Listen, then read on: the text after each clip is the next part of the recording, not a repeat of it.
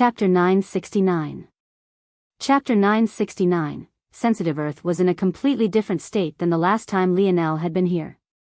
Where there had once been rubble and debris, there were nothing but large stretches of greenery and nature. Whatever wreckage the metamorphosis had left behind had long since been cleaned up, turning Earth from a concrete giant to a world that placed great emphasis on its natural beauty, something Earth, especially in comparison to other worlds, had a lot of.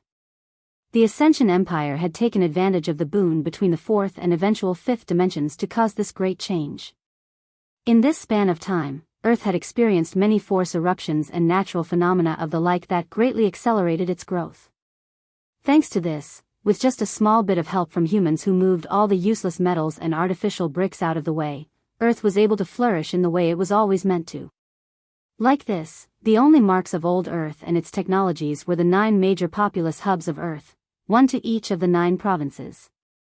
This included places like the Imperial Capital and the Royal Blue Fort. Outside of these cities and forts, there were only large expanses of greenery. There were trees that already rose up hundreds of meters into the air, there were precious herbs and grasses growing around every corner, and many beasts had been released from their experimental islands to populate and grow. Some of these beasts became food for humans, some became sparring partners, and others became a core part of maintaining the balance of Earth's ecosystem. Just from this alone, the talent of Earth and its world was on clear and full display. It looked as though these resources had been growing for thousands, even tens of thousands of years. But the truth was that these beautiful displays of nature had only been present for just a handful of years. Visit.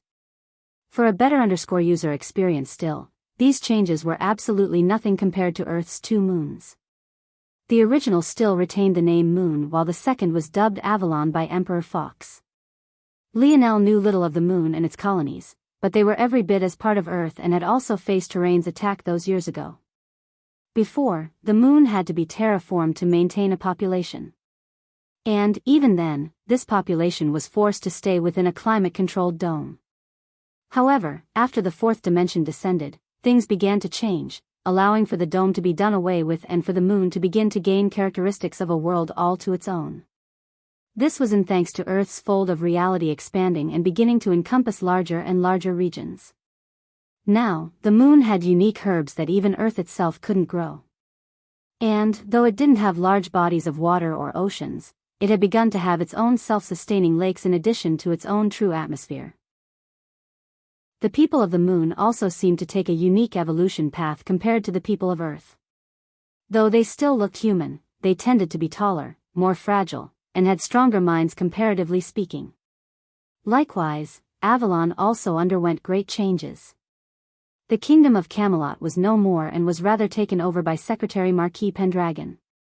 The latest _AP_SODIs are on the website. The more primitive side of Camelot had been washed away in favor of more modern comprehensions. In addition, the greatest benefit Camelot brought, its population, was spread out and divided amongst the 9 provinces of Earth. Ultimately, the people of Camelot weren't alien to the people of Earth and were easily accepted.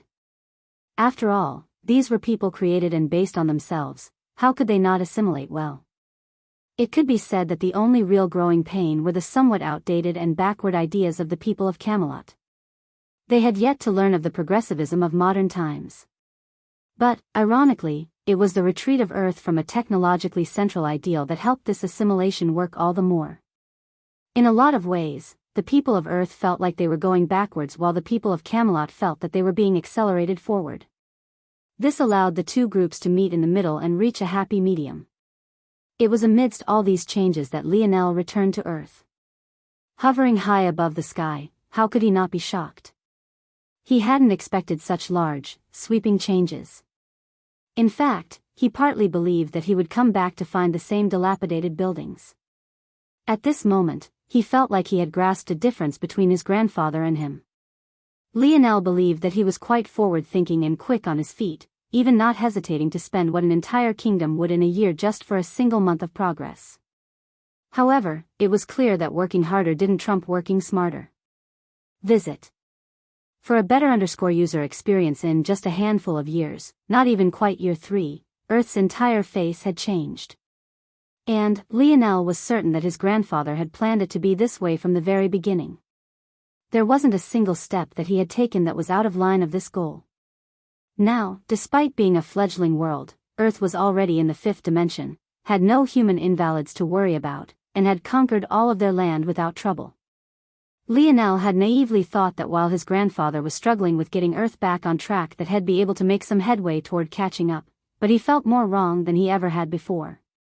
Now that he was more sensitive to certain things, upon stepping onto his grandfather's territory, he felt a suffocating aura from all sides. He had to try twice as hard just to take in half the oxygen he normally would. He didn't need to look around to understand that his grandfather already knew that he was here and that he was back. No, it could be said that nothing that happened within Earth's territory or fold of reality would escape his notice.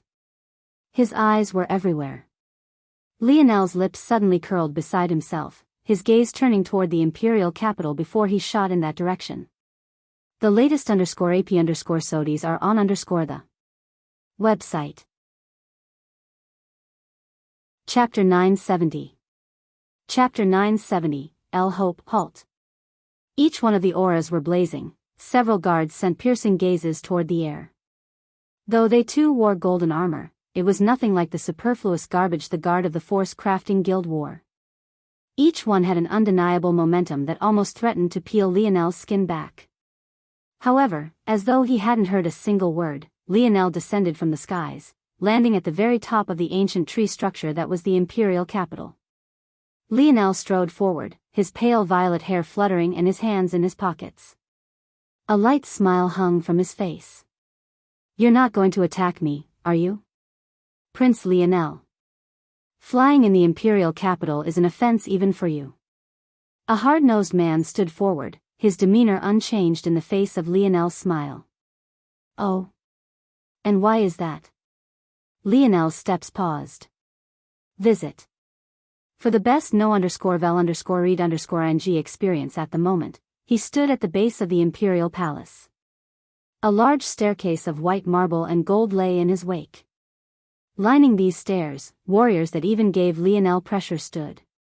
Despite being in the fourth dimension, Lionel felt that their combat experience was far beyond him. In addition, he could tell that as Earth continued to evolve, so too did their abilities. It likely wouldn't be long before the base strength of everyone on Earth was of the fifth dimension. This was the true fearsome ability of a world with so much talent. Lionel hadn't experienced it before since he was away from Earth, but after returning, he felt that his ability was being nurtured as well. As Earth's fold of reality grew, there would eventually come a point where Lionel wouldn't have to return in order to take part in these benefits. He felt quite refreshed at this moment, completely unlike his demeanor the last time he had come here. "You will be seen as a threat to be immediately taken down. Since you have broken the rules, we will have to detain you." "Ah, and that's the case even if I'm not a real threat?" "Yes." The man answered seriously, not wavering in the slightest. He seemed unmoved by Lionel's status, his smile, his charisma, and even Lionel's strength. None of it mattered. "I see. Emperor Fox is very good at raising loyal warriors. I'm impressed. I would try to poach you, but I have a feeling that I would fail." The man's gaze narrowed. Poach him? What did that mean? Was this prince trying to rebel? The latest _AP_SODIES are on the website. The grip he had on his halberd multiplied in strength, his aura blazing. All of the guards reacted in unison, each of their halberds also raising. Even without them completing their actions, Lionel could feel a unique force art of sorts resonating between them. Interesting, so force arts can be used like this as well, How fascinating. Emperor Fox seems to know quite a lot for a man who should have been born on a mortal world. There was a lot about his grandfather that Lionel didn't quite understand. For example, for Lionel to have the Luxnix family lineage factor, his grandfather would have had to have somehow taken a woman of that family as a wife. But, how had he, the emperor of a third-dimensional world, taken the woman of a sixth-dimensional one as an empress? It was all quite curious. At that moment, the enormous doors of the imperial palace opened, separating out the snaking golden dragons delicately carved onto its surface, and, even more importantly, the immortal tree that it wrapped around. Soon, a spectacled man appeared that Lionel immediately recognized as his uncle. "You returned," he said plainly. "I have." "For what purpose?" "To shamelessly steal resources and to issue a challenge." Lionel replied without blinking. The latest _AP_SODIs are on the website. The former makes sense. As for the latter, you aren't worthy of doing such a thing yet. Lionel's smile brightened. My grandfather owes me almost 22 years worth of birthday presents. I have to seek my reimbursement somehow. And, as to whether I'm worthy or not, that doesn't matter much to me either. I will issue it either way. One day, Earth will be mine. Though Lionel said things like this, there was a hint of coldness in his eyes that made his uncle's gaze narrow. If there was anything Lionel didn't like, it was not being respected. His arrogance had been buried deep within his bones for a very long time because there was nowhere for it to flourish on Earth. There was nothing worth him rising to the occasion of. But now, things were different. He not only had a goal, there was actually someone who deemed to believe that he wouldn't accomplish it. Though that wasn't enough to tear into his reverse scale, it was definitely enough to leave an itch on it. The moment Lionel said these words, the halberds of the Imperial Guards all rose in unison, their blades carving out a sharp path toward Lionel. Yet, even as he faced a torrential rain of force that could obliterate a city with just its momentum alone, Lionel remained unmoved. At that moment, a roar that seemed to originate from the very depths of his heart manifested.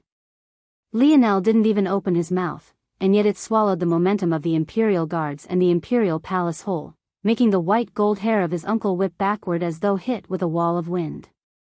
It felt like Lionel had suddenly become 10 times his original size, his body looming over the capital and his momentum causing the earth to quake. Mists of violet fog rose around his body, a sight alone that made his uncle's pupils constrict into pinholes. The roar drowned all things out, even their thoughts.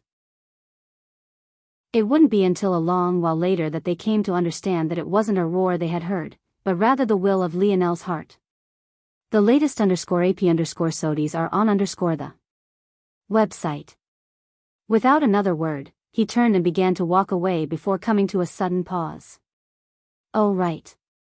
I used my imperial pendant on claiming White City, if I recall correctly. I hope no one has stretched their hands toward my things. With that, Lionel flickered and vanished. Chapter 971. Chapter 971, Head-butting Emperor Fox laughter rang through the spring gardens. He laughed so hard that the birds dispersed and the force around him seemed to warp. If it wasn't for certain protections placed around the palace, maybe the whole of Earth would have heard his laughter. Lionel's uncle soon made his way to find his father in this state. Quite frankly, he was speechless. Maybe if Earth was still a third-dimensional world, Lionel's rebellion would be quite meaningless. There were simply 1,000,001 ways to stamp out whatever hope he had toward fulfilling his goals. There was a limit to what mere mortals could do in that aspect, especially when the Empire had already unified the whole of Earth. Now that Earth once again had enemies to face toward the outside, the Slayer Legion had returned to their rightful place as the protectors of the Emperor, so there wasn't even this foundation for Lionel to use either. It could be said that if Earth was in the third dimension, they would have the luxury of laughing and watching Lionel's ambitions fizzle out. After all, he was their own flesh and blood, sometimes there was no need to be so harsh with family. But, in this sort of situation, it was much different. Not only had Earth entered the fifth dimension, Lionel clearly had methods of freely traveling between worlds. On top of that, they were well aware that he had a father who was quite unfathomable. And, Lionel's uncle knew well just how much Lionel's mother and loved and what kind of temper she had for certain people. This was all to say that if Lionel's mother learned of Lionel's ambitions, she would probably directly pass on her position as crown princess to him. And, even if Emperor Fox voided it, he would end up having to fight both his grandson and his daughter. If things continued like this, especially since Lionel was a brat who might not be able to see the bigger picture, Earth might suddenly be shaken with internal conflict when their blades should have been pointed toward the outside. The latest _AP_SODIs are on the website. Knowing all of this, despite the fact Galeran had very rarely questioned his grandfather in his life, he still couldn't help but speak. Imperial father, is this really a laughing matter? Emperor Fox sputtered with laughter, his white gold hair shimmering as his emerald irises twinkled.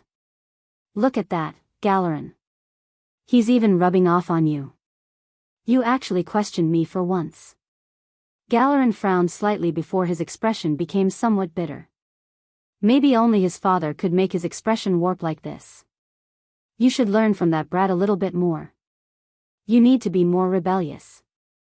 Don't you find it sad that I gave the position of crown heir to your little sister and not you? You would think that would have bred at least a little resentment in you. I expected to find some undercurrents brewing, maybe some schemes as you pulled the court to your side. How is it that your sister has been gone for decades and yet you've done nothing? I'm quite disappointed. Galeran was speechless. His father was lamenting. Him not trying to start a rebellion? But this could, the latest _AP_SODIs are on the website. The prince truly had no idea how he should approach this. Lionel's words couldn't have been clearer. Yes, yes. That brat finally grew some balls. It's about time. Galeran almost choked on air. This was the most vulgar thing he had ever heard his father say.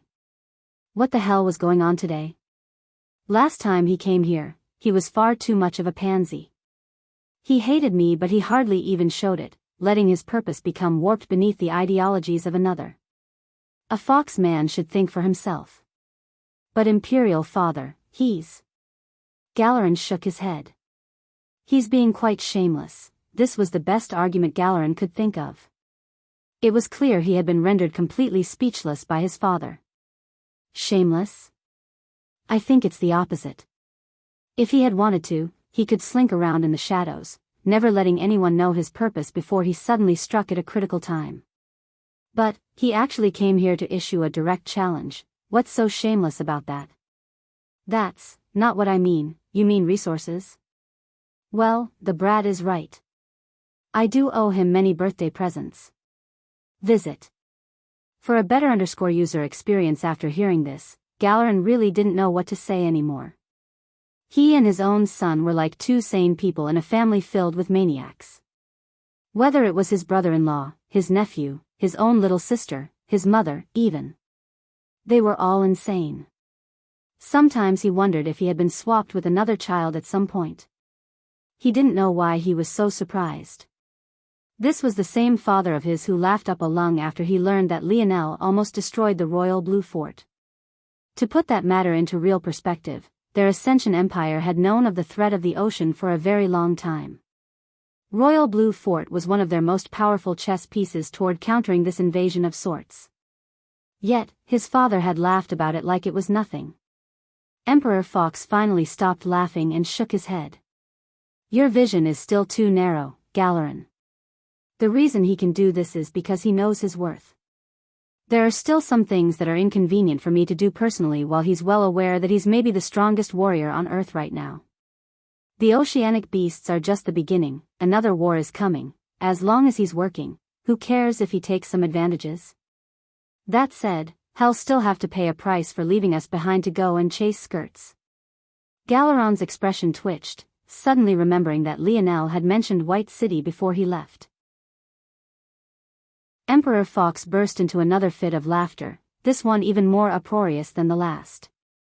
He likes his moral high ground so much, right? I'd like to see what he does when that moral high ground is exactly what's holding him back from taking what he wants. Visit. For the best no_vel_read_ng experience, Galeran felt a headache coming on.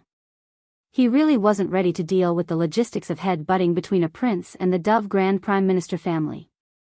Just one more chapter coming later today, DKM.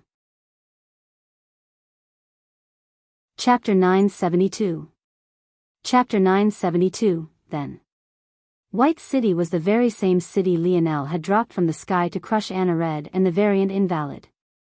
Truth be told, he had only just remembered that he had traded the ruby imperial pendant he had earned for it. He thought it might be a convenient way to get things started. After all, he didn't have the patience to build a new city even though he was uniquely suited to doing such a thing. As for what Lionel wanted the city for, it would be a convenient fort. Plus, he still had the enormous spatial force art he could repair and use again. Before he could only use it once before it got too damaged. But, he was more than confident in making it even sturdier now. Though, it would take an even more powerful formation to move about in a fifth-dimensional world. Lionel wasn't really sure what happened to White City, though. He had dropped it right in front of the imperial capital. And, now that he thought about it, there should have been a second city in the surroundings, not to mention the third city which was the one he crashed. The state of White City should be pretty terrible if it wasn't touched. After all, it wouldn't come out unscathed from such a thing. And, there was also no telling if it was still around the capital or if it had been moved elsewhere. Truth be told, Lionel hadn't been paying much attention when he was on his way here. He had been moving too fast and was entirely focused on crashing the capital to cause a commotion. Well, he had managed to do that, so now he was content with settling down and making some money. However, when Lionel laid eyes on White City, his brow twitched. The latest _AP_SODIs are on the website. If it wasn't for the fact he could still sense the lingering remnants of his large-scale spatial array, he wouldn't have even connected the two cities into one at all. The White City he had once known was nowhere to be seen. The city was about the same size as it had always been. Since terrain had never quite fully conquered its own world, its cities were purposely built large so that it could accommodate large numbers of people and enormous sums of resources. This was to say that it was massive, about double the size of a normal large city. However, what was shocking were the number of people and the hustle and bustle. The economy was booming to a mind-numbing degree. Lionel could almost smell the money in the air. But, what was maybe most shocking was that maybe only half the number of people here were actually from Earth. As for the other half, they had clear energy signatures that marked them as alien to this world. What Lionel didn't know was that White City and the other Skyfall cities, as they were now known as by the people of Earth, had become hubs for trade and diplomacy. The other Skyfall cities had been razed to the ground. But these two, White City and Black City, the latter of which had once pincered the imperial capital with Kiefer City, were the two that remained and had become great tourist spots. Emperor Fox didn't allow people to freely travel throughout Earth, but this made perfect sense. The resources Earth had as a talented Earth was far beyond what even many disaster worlds could hope to have. In order to hunt on Earth, one needed to pay an exorbitant price, usually worth more than even the resources one would manage to gather. However, many still bit the bullet and paid this price because the talent of beasts here was far beyond what they could find elsewhere. Visit. For the best no_vel_read_ng experience, the Beast Crystals of Earth provided a unique opportunity to increase the strength of their abilities. Anyone who had any sort of money at all would definitely send their children here.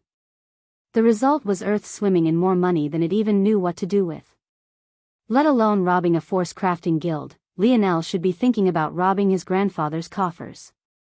This was all to say that the city Lionel stood above on his black surfboard treasure, having long since been upgraded by him to the point it could stand hundreds of meters in the air even in a fifth-dimensional world, was an enormous well of resources, and yet, Lionel knew he couldn't casually touch it. Lionel's expression turned cold. There was no way this city was functioning on its own, it was definitely being controlled by someone. Though Lionel hadn't heard his grandfather laughing, he could very well imagine that old man's brilliant grin. It was almost more annoying that old man was more handsome than he should be at his age. Lionel almost wanted to tell him that his time was up and to give it up, but he knew that would just make him look even more bitter than he already was. What was he supposed to do? He couldn't just kick these people out. Even though half of them weren't from Earth, the other half relied on this place for a livelihood. They had already built their lives and families here over the course of the last 3 years. Visit. For the best no_vel_read_ng experience, he couldn't use force either. How would they react to someone who just tyrannically took over their home after they had been living in peace for so long? And he most definitely couldn't just kill them all. Just from a glance, Lionel could tell that there was practically no one in poverty in this place. Though his grandfather's genocide was something Lionel could never accept, what he did have to accept was just how good of a position it had put Earth in. They were in a place where every Earthener could prosper and benefit without needing for anything. Lionel stood a distance from the city, hovering in the air with his surfboard. After a moment, his lip curled. With a wave of his arm, he sent out several messages. It was about time he begin. Dove family, is it? Let's play, then. Visit. For a better user experience. Chapter 973. Chapter 973 Governance. Lionel slipped through the city gates completely invisible to the eyes of the guards. He didn't feel like going through an inspection process, nor did he have anything proving his status as a prince outside of his face, so he felt that it wasn't worth it. After he was a distance away, he found a location to reappear and blended into the crowd. With just a few minutes of observation, though, Lionel realized that things weren't so simple. Whether it was the residents of Earth that lived here or the tourists from other worlds, each had their own identification cards. It only took Lionel a moment to realize that Earth had replaced its original monitoring system with another one. What was surprising, though, was that this monitoring system was both less intrusive, and most surprisingly, it revolved around the very same wristwatch the people of Earth had always had. Of course, outsiders weren't given their own wristwatches. Instead, they were given badges they had to use to verify their purchases. Essentially, without either a wristwatch or a tourist badge, one could only walk around the city aimlessly without benefiting from anything. As Lionel continued to walk around, he picked up on more details. For example, outsiders had a higher sales tax to pay, they were restricted from certain regions, and they were only allowed to rent property but couldn't own anything. The latest _AP_SODIs are on the website. Everything from top to bottom was meticulously organized, and despite searching for it, Lionel couldn't find signs of corruption and, more shockingly, poverty. It was as though the people of Earth had all simultaneously been risen in status. But, Lionel knew that this was far from the case. The cruel underbelly of this was that the poor had already been killed by his grandfather. All that were left were individuals with great connections, wealth and political affiliations. Of course, no country or world could possibly function without labor workers or those that did less than lucrative jobs, and yet it seemed that this had been handled as well. It seemed that Earth had either begun training force crafters of their own or had invited over crafters to automate much of the labor process. And, where it was impossible to do this, there were the people of terrain. Lionel had already noted that there was no poverty, and this was true. But, this was only in the in-your-face, dirty slums and grimy streets sort of ways. The true underpinning of what allowed the people of Earth to continue living their lush lifestyles while everything in the city seemed to work on its own were the inconspicuous workers wearing gray tunics and pants, gliding through the city silently with their heads lowered and their gazes glued to the ground. The invasion of terrain didn't just end with the war. After all, the cities themselves resulted in an influx of tens of millions of people who had been essentially uprooted from their homes by their city lords. After their city lords died, they were left behind with nothing and no way to get back home, leaving them stranded on Earth without recourse or power to do anything. The latest _AP_SODIs are on the website. In truth, Lionel had at some point assumed that his grandfather would have them all massacred.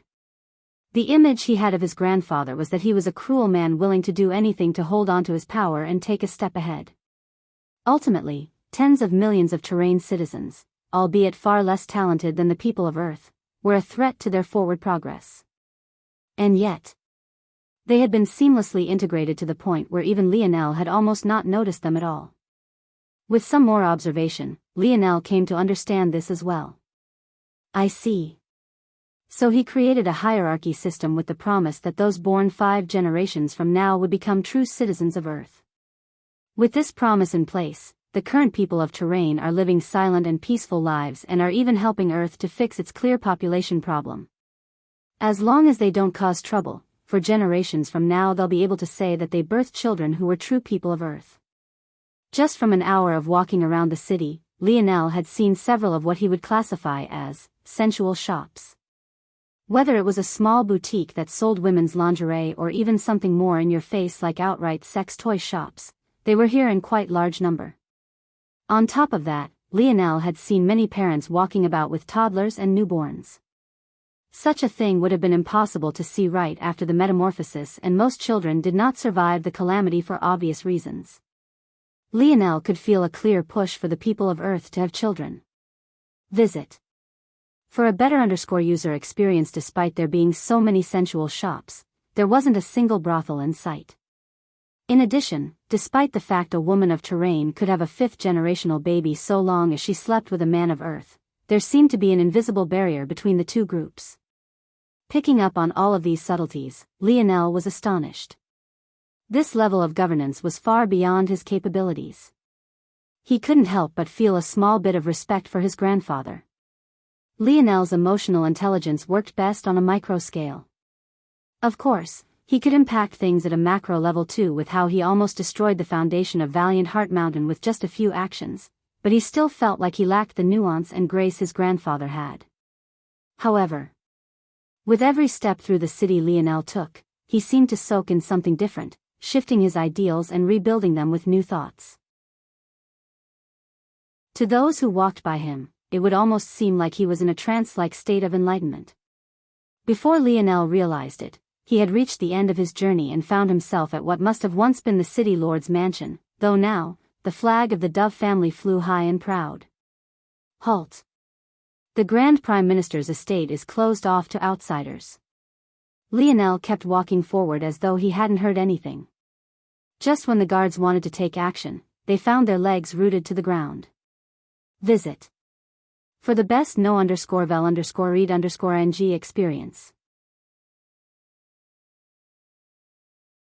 Chapter 974. Chapter 974. Corner office. The Dove family guards looked down in shock, only to find that their legs had suddenly been encased in stone. In that moment, it wasn't just the Dove family guards that were shocked, but the tourists in the area who treated the estate like a landmark to visit were stunned silent as well. In all their time here, no one had dared to stir up trouble. This was the first time they were seeing such a thing. Of course, what the crowd didn't know was that this wasn't true at all.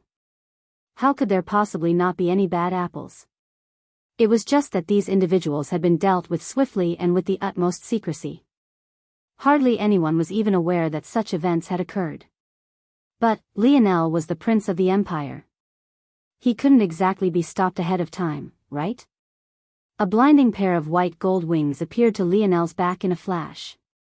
In one moment, he was on the opposite side of the gate.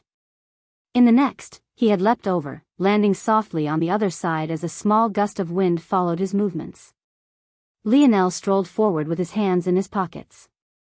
Every guard that rushed forward found themselves cemented into the ground, not harmed, but completely unable to move. The difference was so striking that it shook the observers to their core. They had no way of knowing just who this young man was. Visit. For the best no_vel_read_ng experience. Lionel swept a gaze forward. The Dove estate was Victorian in its construction. It had a somewhat castle-like, somewhat modern feel to it. It had great archways for each of its windows that melded seamlessly into the design. In addition to this, there were a few towers built right into it with a structure that finished the painting of a beautiful picture. The fences and gates that surrounded the property didn't obstruct the view at all. Lionel's actions were clear for all to see, from his gliding over the perfectly trimmed grass up to the point he began to walk up the stairs to the wide doors. To the surprise of the people watching, rather than alarms beginning to blare, the doors opened, revealing a man dressed in an archetypal butler uniform. Everything from his pristine white gloves, to his golden pocket watch and the tails of his suit were perfect. Welcome, Prince Lionel. The Dove family feels humbled by your visit. It was right then that the guards suddenly came to understand that they had been trying to stop the prince of an empire. Not only that, but a surge took hold of the crowd. Many of them were the people of Earth. The instant they heard Lionel's name, things clicked and a look of reverence flooded their expressions. Visit. For a better user experience to the people outside of Earth, Lionel was a wanted criminal. To the people of Earth, Lionel was the man who dropped a city that ended a war. What was important for an imperial family? It was making sure they held on to the love and adoration of the people. The more they were revered, the more godlike they seemed, the more power they would manage to consolidate. Quite frankly, Lionel hadn't expected such a reaction to his name. After all, the people of Earth should know that he was a criminal as well. However, it seemed that his grandfather had grasped an opportunity. Lionel couldn't help but be astonished by his grandfather's audacity. He knew that Lionel stood opposed to him, but he actually still took action to raise Lionel's legend. What would he do if the people revered him as a prince more than they revered him as an emperor? Lionel let out a sort of speechless laugh. His grandfather. He was the most arrogant bastard Lionel had ever met. Lionel gave the butler a gentle smile. Sorry about all this, I just came back and I don't have the credentials, so I could only choose this sort of crude method. Speaking of which, I have to thank the Dove family for taking care of my city so well. This is far beyond what I imagined I would come back to. Visit. For the best no_vel_read_ng experience, the butler was taken off guard by Lionel's smile. It was an obvious sign of disrespect that a mere butler would come to greet a prince, so why was he smiling? But the main issue was that the butler suddenly found it difficult to continue with a hard-nosed approach. That said, his lip twitched fiercely when he heard the second half of Lionel's spiel. This prince. The butler snapped out of his shock when he suddenly felt Lionel pat his shoulder. Before he could react, Lionel had invited himself in, stepping by him and into the residence. Without even needing the butler to guide him, Lionel cut through the home as though he lived here. Ah! The butler reached out to try and stop Lionel, but despite the fact Lionel seemed to be walking slowly, he was already 20 meters ahead of him by the time the butler reacted. The worst part was that the direction Lionel was headed in wasn't where the butler originally wanted to lead him. According to his orders, he was meant to bring Lionel to the young Mississippi. But Lionel was actually going to exactly the place the young master and Grand Prime Minister Dove were. A cold sweat covered the back of the butler. This prince really didn't know how to follow the rules of etiquette. But why was it so hard to get mad at him? Visit. For the best no_vel_read_ng experience, Lionel went through 3 floors and 5 hallways, finding his way to a corner office that overlooked the city. With just a small knock, he entered, a gentle smile on his face. At the moment Lionel entered, he found what he almost felt were a pair of twins looking back at him. Both Tyrion and his father seemed to be cut from the same cloth. Despite being surprised by Lionel's appearance, they didn't seem to react much initially. It wasn't until Lionel took a seat next to Tyrion and facing Grand Prime Minister Dove that the two of them finally smiled lightly. Like this, 3 fake smiles met one another in a single corner office. Chapter 975. Chapter 975. Everything, right? It was only after sitting down with the father and son that Lionel finally began to pick out some differences between them. They both had on glasses, both were dressed prim and proper, both had measured and controlled attitudes. It could be said that the only difference between them was that Tyrion's father had a slight graying in his hair, but it was clear that even this was vanishing as he absorbed force day by day, just like how Lionel's grandfather was also continuously getting younger. I will be honest, I do not blame the two of you. The father-son pair were caught off guard. Usually, this would devolve into a game of pressure to see who it was would crack and be forced to speak first. In most cases, whoever spoke first would be seen as the more nervous of the two and thus be on the losing side of the discussion from then on. But, not only did Lionel not wait, he began to speak almost immediately. It was hard to tell if he was simply not used to such royal etiquette, or if this was a tactic to throw them off. At the same time, I also don't have the patience to play these games. I'm on a little bit of a time crunch. I won't be young forever, you know. So, how about I lay things out how I see them? Visit. For a better user experience, Lionel sat comfortably in his seat and continued to smile. You two are not my enemies. We just happen to see things differently.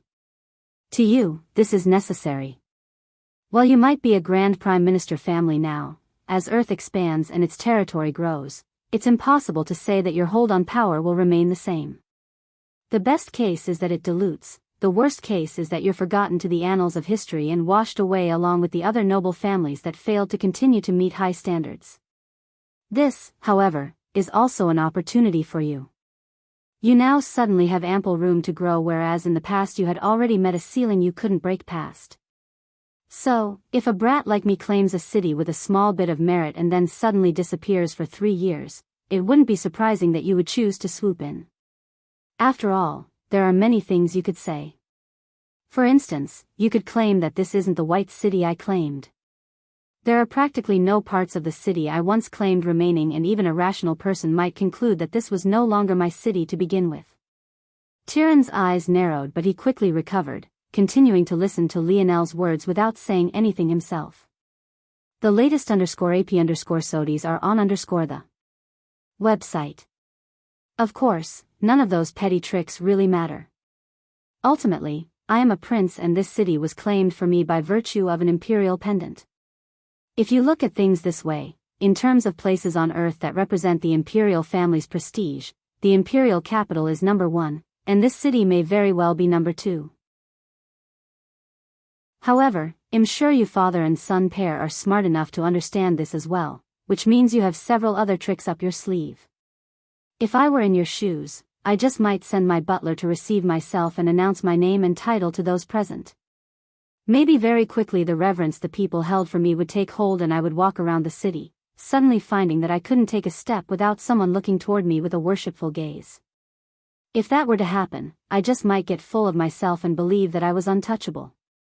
Once I began to believe that, I just might also think that snatching White City away by force was something that the citizens of this city wouldn't fight against and even something they might accept with open arms. But, if I did that, I would be walking into a trap, now wouldn't I? This time, even Grand Prime Minister Dove couldn't help but narrow his gaze, staring toward Lionel intently. Unlike his son, though, he made no attempt to hide these changes. Visit. For the best no_vel_read_ng experience, because if I were you, after I did something so foolish, I would leave silently while allowing the underpinnings of the city I painstakingly built to crumble one by one. For example, I might use the contracts I've signed with merchants to manipulate the economy of the city. After all, those contracts were signed with White City, not the imperial capital or the Ascension Empire. These merchants might start withdrawing, decreasing the quality of life in this city and shifting it toward Black City instead. Once I was finished doing that, those merchants might start demanding lower tax rates as they would have less customers to sell to. How would they be able to protect their profit margins without some help from me? When I thought that problem was finished, I would suddenly realize that the hunters who came to White City to gain certificates to hunt beasts in the surroundings would suddenly plummet. And why wouldn't they? The merchants would have been forced to lower prices on them and haggle for their goods.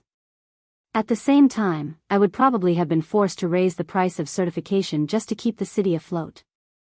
Why would they continue to come here when they could go to Black City instead? Then, just when everything seemed as though it was coming crashing down, the nobles you have in your pockets would finally begin to complain. If I lost my temper and used force to suppress them when they had legitimate matters to complain about, I would look like a tyrant, wouldn't I? By this point, I would barely be able to sustain the upkeep of the city, and the final nail in the coffin would become the people of Terrain. How would I be able to feed and clothe them without money?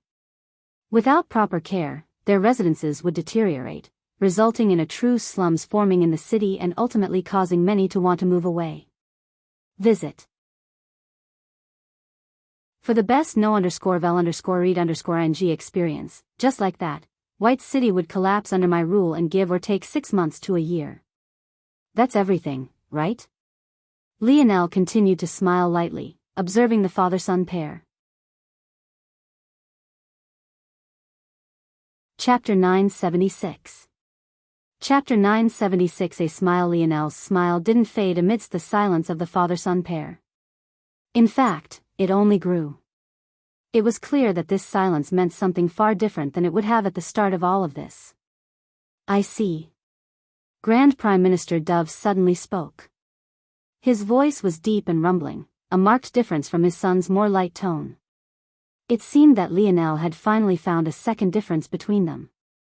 Then what exactly do you propose, Your Highness? Lionel waved his hand. You don't need to call me that, just call me Lionel. Not like it matters much anyway, not like you two went out of your way to kneel when I entered. Tyron's lip twitched. Members of the Grand Prime Minister family didn't have to kneel to princes. This was something that Lionel would have known had he not been raised outside the imperial family. But it didn't seem appropriate to correct him on this now since he had already waved it away so casually. As for what I propose, it is quite simple. For the next year, all profit White City makes will go to me. Beyond this, all shops that I come to own will be tax-free and work without restrictions. While I am away, this city will continue to be yours. Quite frankly, I plan to take White City and move it to the coast, but it is clear that this is impossible. So, instead, I'll be building a city myself. Grand Prime Minister Dove's gaze flashed, but he remained silent as he continued to listen. Visit. For a better user experience, in exchange for this, any force crafters you are nurturing can come under my wing for the time being if you aren't afraid of me poaching them away. In addition, any boom in White City's economy that are as a result of my actions can continue to be yours once I've gone and the year period I've marked out has passed. As for when I am in the city, I will take 30% of the revenue following this year period. Hearing Lionel conclude so simple, Grand Prime Minister Dove was quite shocked. He had expected to be completely fleeced by this prince, but Lionel had actually gone so easy on them. Though losing a year of revenue was a difficult pill to swallow, a year was ultimately just that. Before the metamorphosis, the human lifetime had more than doubled already, making a year worth far less than it had been in the past. Now with the help of the metamorphosis, force, and the various rare force herbs Earth was continuously producing, they could live for even longer than that. In addition to this, Lionel said that after this year, he would only take 30% of the revenue for when he was actively in White City. He had already left for 3 years prior to today without a word, and though the Grand Prime Minister couldn't guarantee that Lionel wouldn't do this again, the fact that he wanted to build his own city was evidence enough. Without much thought, Grand Prime Minister Dove nodded. I find this deal to be agreeable. From this date until this time next year, all the revenue of the city will be yours. If you need crafter to help in your building a city, I will also provide them. If they are to your lacking, there is no problem with Prince poaching a few. As for your shops being tax-free, this is of course not a problem as well. I'm sure that the added business your endeavors will bring will leave us at a net positive regardless. There are easily half a dozen prime storefronts Prince can choose from. If you would like, you can have them all. Lionel smiled. It seemed that this Grand Prime Minister was quite the smart man. Oh right, just one more thing, Lionel said, when I say revenue, I mean all of it. Don't bother sending taxes to that old man for this year either. Grand Prime Minister Dove was rendered speechless. Firstly, Lionel was calling Emperor Fox old man. And, secondly, evading imperial taxes was not just a small crime. Even shaving a bit off the top was impossible, but not doing so for a whole year was a completely different level of face slapping. The latest _AP_SODIs are on the website. Don't worry about it, I've already spoken to him about it. Really? Grand Prime Minister Dove looked toward Lionel skeptically. It wouldn't be an exaggeration to say that White City represented at least 20% of Earth's current wealth. Losing it for a year was not a small ask at all. The only reason Grand Prime Minister Dove wasn't bleeding was because most of that money went to the imperial family anyway, so what he was left with wasn't something he was unwilling to part with. The only thing he really needed to worry about was making sure all the guards and especially the terrain servants were properly taken care of and paid. But, he was still willing to pay out of pocket to cover this for a year. Lionel, however, was clearly a maniac. Grand Prime Minister Dove couldn't even fathom what Lionel would do with this money. Just to put things into perspective, the eye-popping number of herbors Lionel had given to Elther was something White City would make within 3 days. As exaggerated as that might sound, this was the true value of a world like Earth. The Ascension Empire was raking in funds hand over fist. Without more explanation, Lionel smiled and stood. By the way, Tyrion, I wanted to apologize. Tyrion, who had still been trying to wrap his mind around all this, suddenly started. He was surprised to the point of being speechless. When we first met, I was a bit overly sensitive and ended up shattering your glasses. It was rash of me and something I shouldn't have done. I hope we can move past it. In exchange, how about I craft you a bronze treasure to your specifications? Visit. For a better user experience, Tyrion, who was almost always composed, didn't know what to do. He had never expected an apology for that, and he had most definitely never expected Lionel to be so nice to him. But, most shockingly of all, Lionel was a bronze crafter. Tyrion, quickly thank His Highness. Yes. Right. Tyrion shot up from his seat and accepted Lionel's handshake.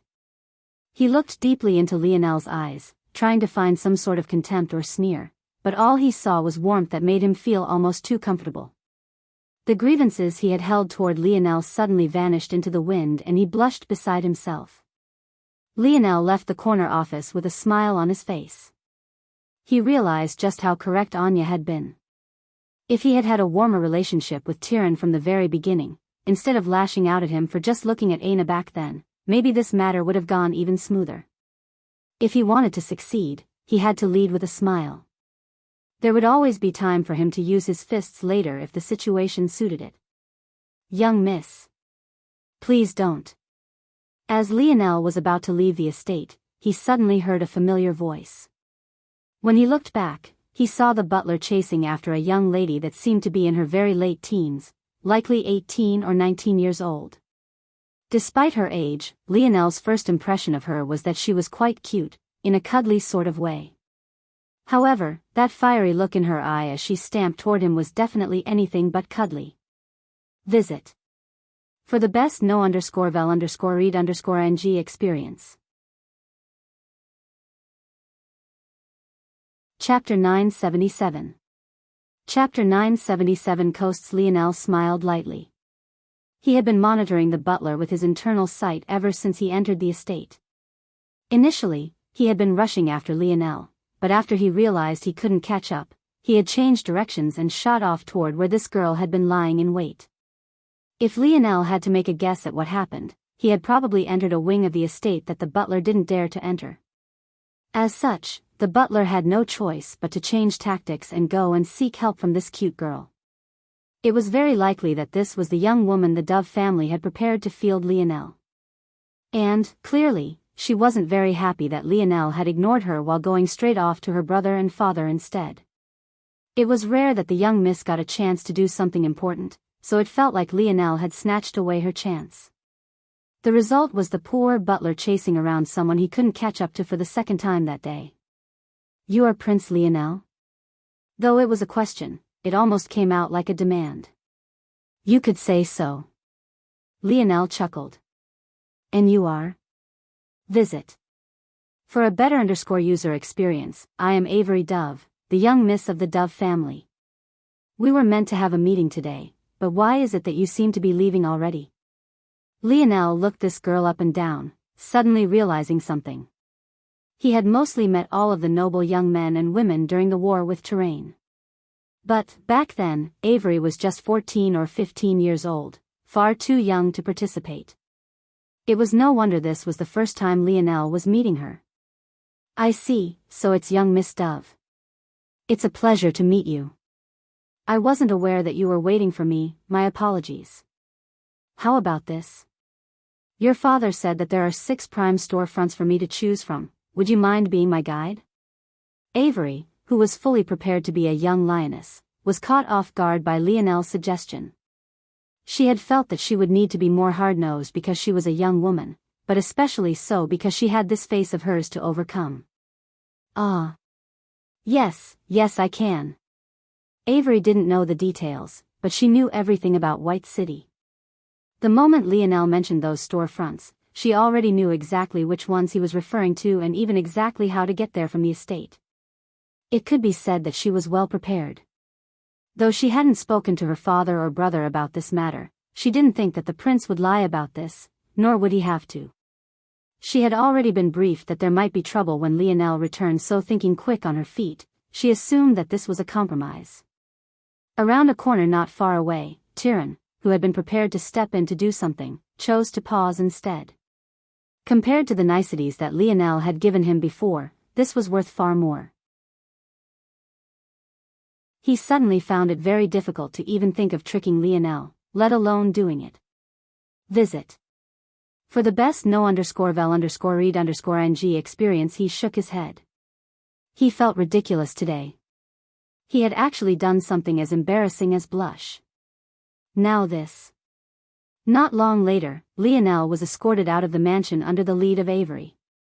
Along the way, Avery found herself relaxing even to the point she began to laugh and giggle at the things Lionel said from time to time.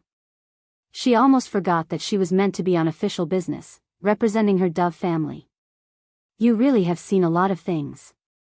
My father won't let me off of Earth. I've always wanted to see what the greater universe looks like. Avery had a slight longing in her gaze as she looked up toward the sky. But, unfortunately, there was nothing but an expanse of blue to see. Lionel smiled. I never would have thought that the stoic Grand Prime Minister Dove would actually be so overprotective. It seems that all fathers have a soft spot for their little girls. Avery pouted. I don't want him to have a soft spot. He should treat me like he does Tyrion, but he doesn't take me seriously. The latest _AP_SODIes are on the website. Who knows? Maybe Tyrion wishes your father treated him more like he does you. Definitely not. Avery shook her head, her black hair sprinkling about. My big brother is a workaholic. He's been like that even since he was a kid. If it has nothing to do with self-improvement, he wants nothing to do with it. Lionel's brows raised, but he didn't refute Avery. Who was he to correct her views on her family members? She definitely knew them far better than he did. It's only a coincidence that Tyrion is even here right now. If it wasn't for father calling him back, he'd probably be on the coasts with everyone else. On the coasts? Lionel asked. Oh, right. You just came back, so you might not know. Most of the young nobles aren't near the imperial capital anymore. They've gone off to the coasts to hunt the oceanic beasts. There've been a lot of them trying to come on land as of late. Not only is their meat really good for strengthening bodies, but their beast crystals sometimes go for exorbitant prices depending on their level. I see. Lionel's lip curled into a smile. Ah, we're here. This is the first prime storefront. We were planning on holding auctions for these in the coming few months, but since father said you can have your pick, feel free. Visit. For a better user experience, the location was indeed perfect. The shop was on a prominent street corner and had a body that wrapped around its edges. No matter what direction you were coming or going from, it would be impossible not to spot this storefront. On top of that, the surrounding ambience was perfect. The smell in the air made one feel relaxed. There was a hint of nature with a park being nearby, but not too close that it would ruin the metropolitan atmosphere, and there was even a bank not too far away in case one ran out of money to spend. Lionel nodded when he saw all of this. No need to go check out the other ones. I don't need more than one storefront anyway. I'll take this. Chapter 978. Chapter 978. Beach. Avery blinked. Lionel really made decisions fast.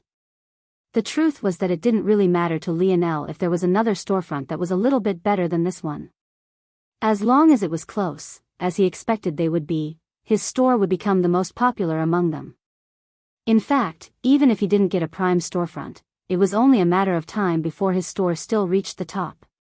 It would just take a little longer. Do you need me to assign some people of terrain to you? They can help with the upkeep of the store and can also manage it for you. There's a small fee to pay, but it's nothing too great. It made Lionel slightly uncomfortable to hear this, but he knew it was probably the best choice so long as his grandfather followed through on his promise to integrate their later generations as one of their own. No, that won't be necessary. Lionel could just automate everything like he had with his Valiant Mountain store. As long as he upgraded it from time to time and had his people maintain them force arts, there wouldn't be a problem. Avery nodded. All right. Visit. For the best no_vel_read_ng experience. Lionel was about to say something when he suddenly sensed several responses from his talisman. He had sent out quite a few messages earlier and they had finally gathered up. It was about time for him to go. Seems that I have to go now. Tell your elder brother that he can come here in about a week with the specifications for the craft he wants. If you'd like, I can make something for you too. Lionel said with a light smile. Avery was stunned again, but before she could react, a black surfboard had appeared beneath Lionel's feet as he shot into the air. Towards such a thing, Avery could only be speechless. Flying was most definitely prohibited within city limits. This Lionel broke rules left and right without regard for anything. But, rather than feeling that he was a pampered prince, Avery couldn't help but smile. It was clear her impression of Lionel was quite good. Oh no, there's so much work to do. A bulb suddenly went off for Avery. She needed to sign over the property in Lionel's name, handle the paperwork for the property and service taxes, and on top of that she needed to get the permit to sell goods from the imperial capital itself. She suddenly felt as though Lionel had saddled her with a whole bunch of work he was oblivious to. It was a whole other can of worms if Lionel planned on opening a crafter's shop. Just think about it, back on 21st century Earth, not just anyone could open up a gun shop or a gun range. It was definitely far more difficult than opening up a restaurant, but even a restaurant needed to meet certain health guidelines. Compared to a gun shop of the 21st century, a crafter's shop was thousands of times more dangerous, and such things had already been taken into account and heavily regulated by the Ascension Empire. Now Avery needed to wade through these waters and handle it all. Visit. For the best no_vel_read_ng experience. She pouted her cherry lips, her appearance becoming even more adorable than it was previously. She didn't think Lionel had done it on purpose, but he was really too reckless. Forget it, maybe he knew something since he offered to make me a treasure too. Avery did an about face and began to stroll back to her family estate, thinking of all the stories of the outside world Lionel had told her about. The air is so salty, my skin is drying out. Alan frowned, his brows furrowing behind his glasses. Stop complaining, 4 Eyes. You're already wearing so many layers of clothes to begin with, how much of your skin is being affected at all? Raj called out. As usual, Alan had buried his perfect physique beneath layers of baggy clothing. Considering they were currently standing on a beach, he looked especially out of place. Though, that could be said for all of them. Despite the surroundings, they didn't have the luxury of wearing swim trunks and exposing their torsos. Up ahead, rather than sand meeting water as it usually would, there was an enormous border of steel.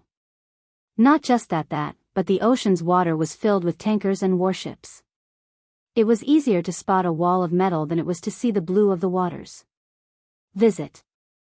For a better _user experience, the 8 brothers stood a distance away. If not for this, they wouldn't even have the luxury to stand on sand. It was clear that Earth was taking the defense of its coasts extremely seriously, but if you had seen the kind of monstrosities that were trying to make their way to land, this wouldn't be a great surprise at all. After just a year, the auras of the 8 had grown exponentially. It felt like they could conquer anything. Hey you 8, what are you standing around there for? A modified military jeep drove through the sand, rolling toward the boys. It only took a simple glance at their wrists to know that these 8 came from Earth. However, the soldier was casting them looks of disgust. There were no small number of youths that had come to the coast to show off and say they participated when in reality they would just stand around and avoid danger just like these 8. At least. That was what the man sitting in the passenger seat of the jeep thought initially until he got closer. He didn't recognize them all, but when Arnold cast a glance over toward him, he froze. A memory of Arnold shooting into the air and smashing a 20-meter-tall squid to minced meat with a single palm replayed in his mind. In that moment, his next words couldn't help but get caught in his throat. However, by that point, the 8 young men had already ignored him as they had all locked eyes with another young man who rode the back of the military jeep with a wide grin on his face. The latest _AP_SODIes are on the website. Who else could this man be if not for Lionel? Cap.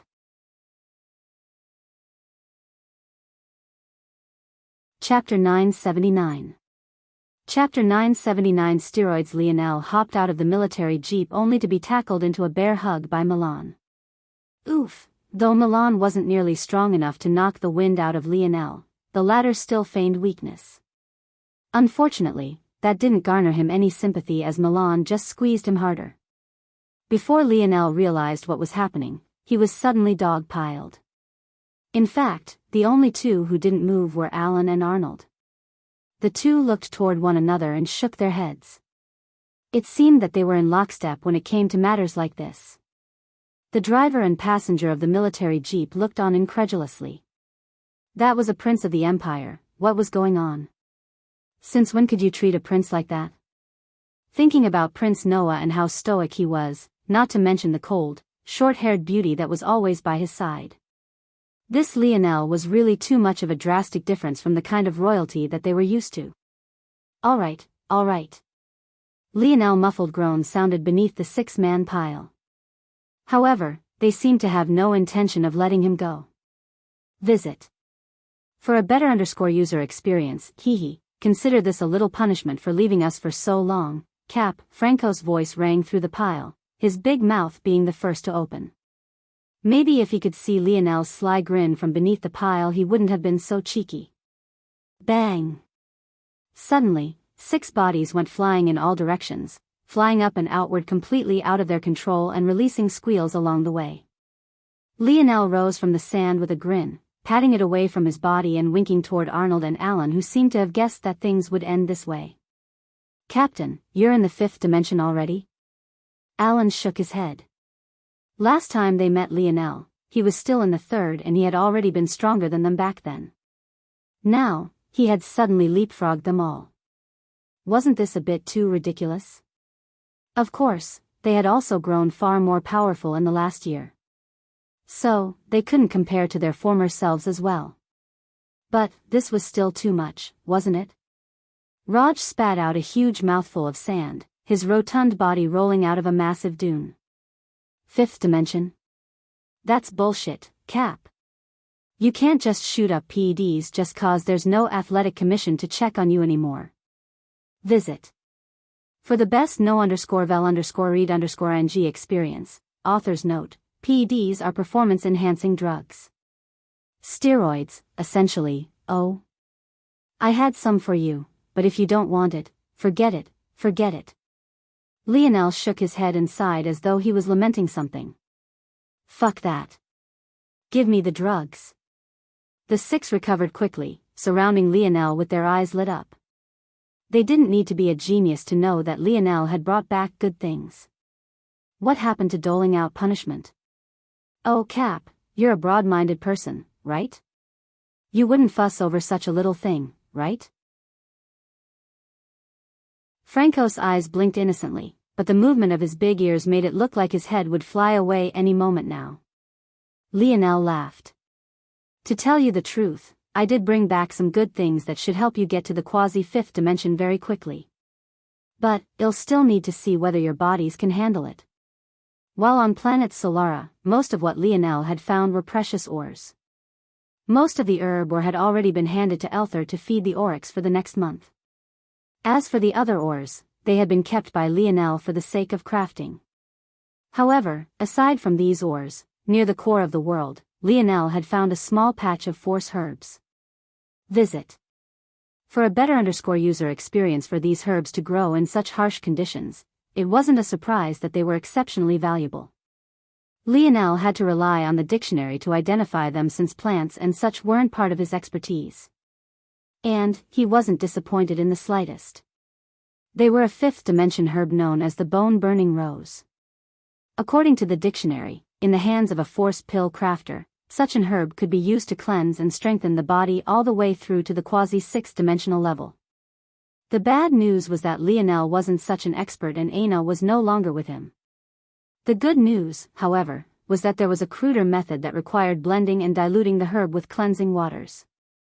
Though it was a bit of a waste to use the force herb like this, it was for the best. Taking in a fifth-dimensional herb of such potency was obviously too difficult for their current bodies. But, when diluted like this, it would take just enough edge off. In addition, thanks to the segmented cube's new abilities, as long as he saved a single stalk of this force herb, he'd be able to make more of this herb in the future so long as he absorbed enough fifth-dimensional force to do so, something the segmented cube had ample of. That said, according to the dictionary, the best state to take this crude concoction was after being pushed to your very limits. So, Lionel needed to run his brothers through the gauntlet first.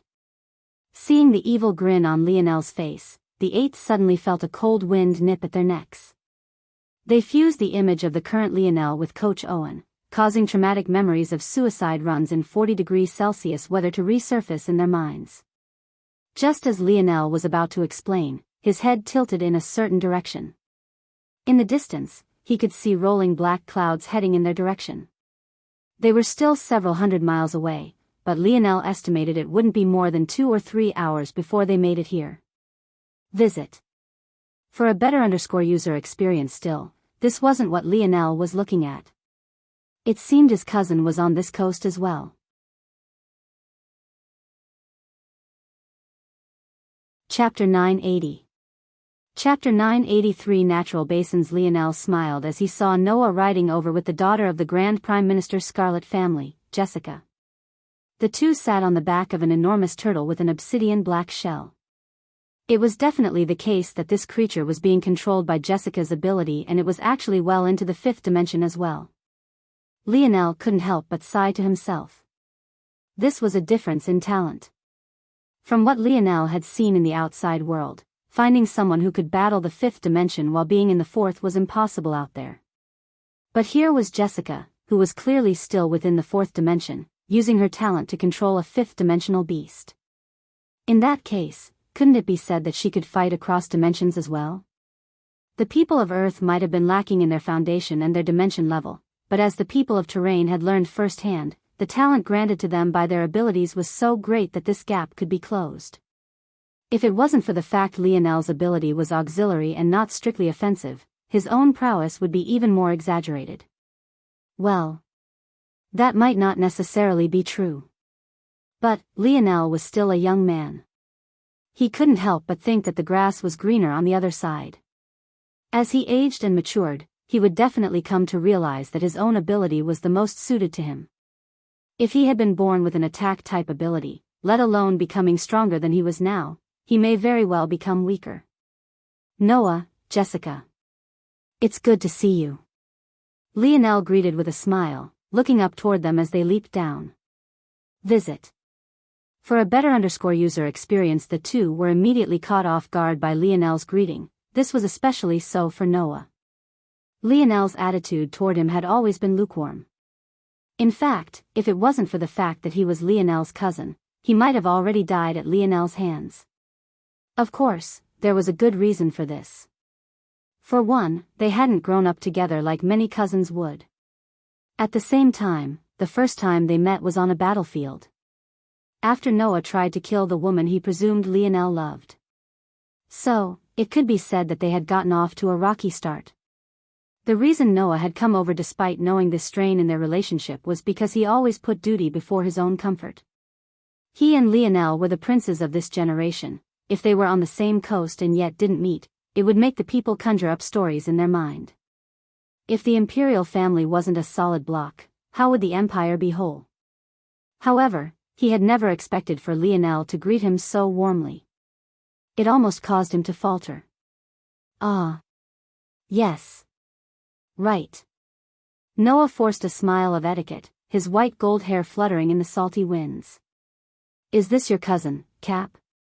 Wow, I've seen him on live broadcast before. You really are a prince. Raj spoke foolish words as he tended to do, granting him a slap to the back of the head by Milan. What's that supposed to mean? You think Cap lied? Piss off, Raj snarled, rubbing the back of his head. I just meant it's kind of lame. If he was a prince, he should have told us a long time ago. Think about how many noble young women I've missed out on. The latest _AP_SODIES are on _the website. Keep dreaming, even if Cap was emperor it wouldn't help you get pussy, you tub of lard. Are you trying to go, Milan? I won't let you off easy like your Papa Arnold would. The hell did you say to me? Milan reacted like a cat who had his tail stepped on. Claiming Arnold was his better was definitely a reverse scale of his. Lionel shook his head. It seemed he overthought things about these guys growing stiff in the face of nobility. Let's go over there. These guys have gotten riled up, it seems. Lionel chuckled. I don't know a lot about this coast and how things are set up, maybe you could clarify some things for me?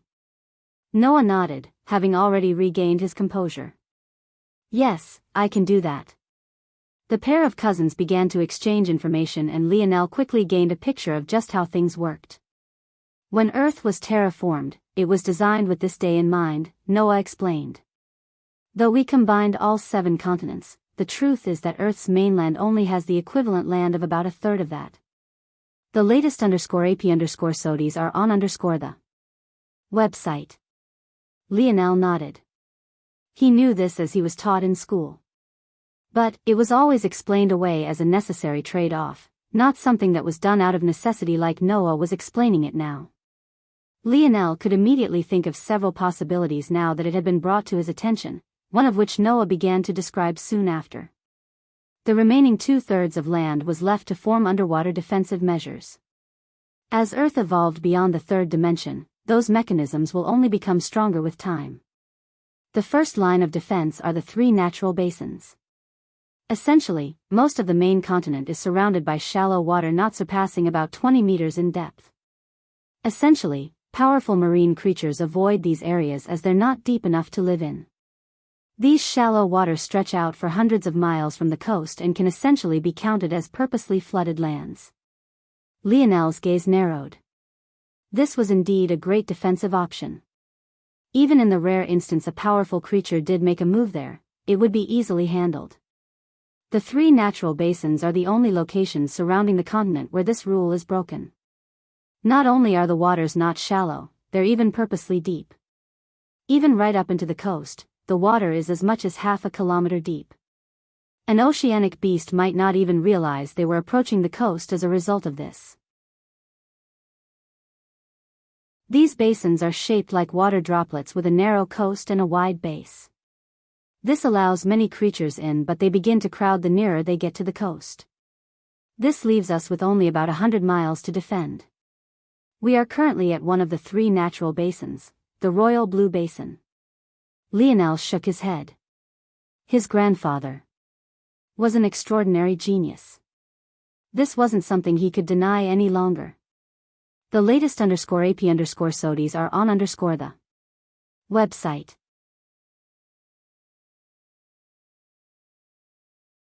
Chapter 981. Chapter 981 Storm, is it fine for the both of us to be here?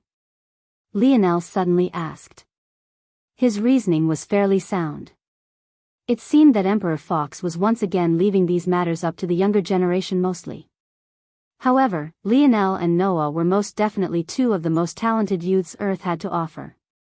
To send them to defend the same natural basin seemed like overkill. Lionel had picked to come here only because his brothers were here. But it wouldn't be much of an issue to move toward another natural basin before matters really began to get out of hand. Surprisingly, though, Noah shook his head.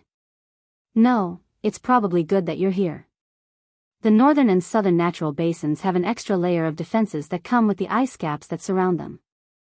The Royal Blue Natural Basin is the only one that has truly open waters, and due to the more favorable temperatures there are a wider range of species in this region as well. Lionel nodded. He hadn't been certain of where the other basins were as everything was underwater and well hidden. But, if things were like this, it was perfect.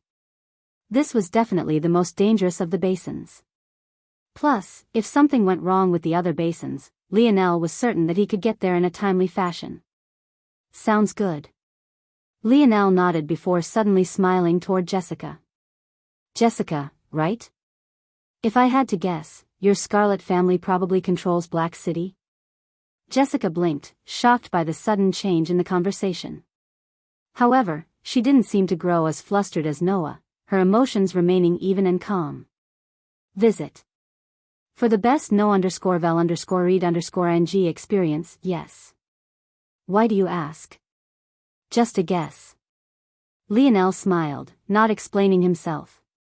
He still hadn't decided whether it would be worth it to build another shop or not. It might just be an extra headache for no reason. Another storm is coming. Noah's gaze narrowed. By now, the black clouds Lionel had seen earlier were visible even to those who didn't have his senses. Considering Noah's serious expression, it seemed to be something that occurred every so often. Has this happened before? Lionel asked. It happens at least once a day now, sometimes twice. We think that there might be some high-level oceanic beast with a storm ability that's directing this. Directing? When Lionel thought of Little Blackstar's intelligence, he didn't think that such a thing would be impossible. But, the question was why? With enough intelligence to direct other beasts of its kind, shouldn't this creature also be smart enough to know that the Earth's surface wasn't a place it would live happily? It's actually quite intelligent. It could be said that among the oceanic beasts it directs, at least 80% are invalids. We think that it's using us to rid its kingdom of these scourges. Visit. For the best no_vel_read_ng experience, Lionel's pupils constricted. It seemed that this answered his question perfectly. He had never seen an invalid from another species, but this was a good chance to saturate the silver tablet. Lionel still hadn't forgotten that the silver tablet needed such high and pure level force to function. What better target than a whole horde of invalids coming to deliver themselves to him? Even if he wouldn't get as many beast crystals as he was hoping for, this was a good opportunity, nonetheless. Just 80%? Lionel suddenly realized an oddity. If this creature had perfect control, wouldn't it be 100%? That likely meant that this was something different from true control. Noah nodded, understanding Lionel. The storm is a bit special. It seems to accumulate a lot of the force from the death of the invalids before concentrating them into clouds. Then, it rains down what seems to be a rain infused with high concentrations of force. This is registered like a small force eruption. Invalids are the most sensitive to such changes, but normal oceanic creatures, so long as they're close enough to the coast, will sense it as well.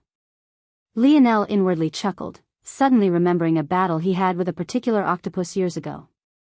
That was back during the days just absorbing force could send a whole host of invalids to kill you. Lionel had been particularly unlucky back then, as a real beast from the sea came after him while he was carrying Aina on his back. So this beast is quite stingy. Not only is it making us fight its battles, but it's not letting us benefit from the force of the invalids either. Visit. For the best no_vel_read_ng experience, Lionel had to admit that it was the perfect plan. It seemed that the humans weren't the only ones who had schemers among them. But, Lionel really wanted to see which was better at absorbing force. The ability of this mysterious oceanic beast? Or the silver tablet? It's coming. Noah looked toward Jessica and nodded, hopping back onto the back of the obsidian turtle. Lionel walked back toward his teammates, his mind spinning. He almost didn't notice when he stood amidst them. When he looked up and met their gazes, he suddenly grinned as a rip of thunder boomed across the skies. Let's go. Lionel shot into the distance, 8 of his brothers following closely behind him. A line of golden energy followed him. The instant he reached the edge of the beach, he jumped, the ground beneath his feet trembling as he shot up, landing on the first enormous cruiser and continuing to blaze a path forward. In just a few seconds, the group of 9 had made it to the very vanguard, standing at the helm of a cruiser ship and watching as the ocean waves slowly became more violent, the lush blue waters darkening to the point they became an inky black. At that moment, the howl of a beast shook the skies. Visit. For a better user experience, a blue whale the size of 3 cruisers stacked front to back shot out of the waters. One of its white eyes locked onto them as it rolled in the skies, a blank sort of greed hidden within. Then, it smashed down onto the surface of the ocean, causing a wave that rose up 200 meters to blanket their sights.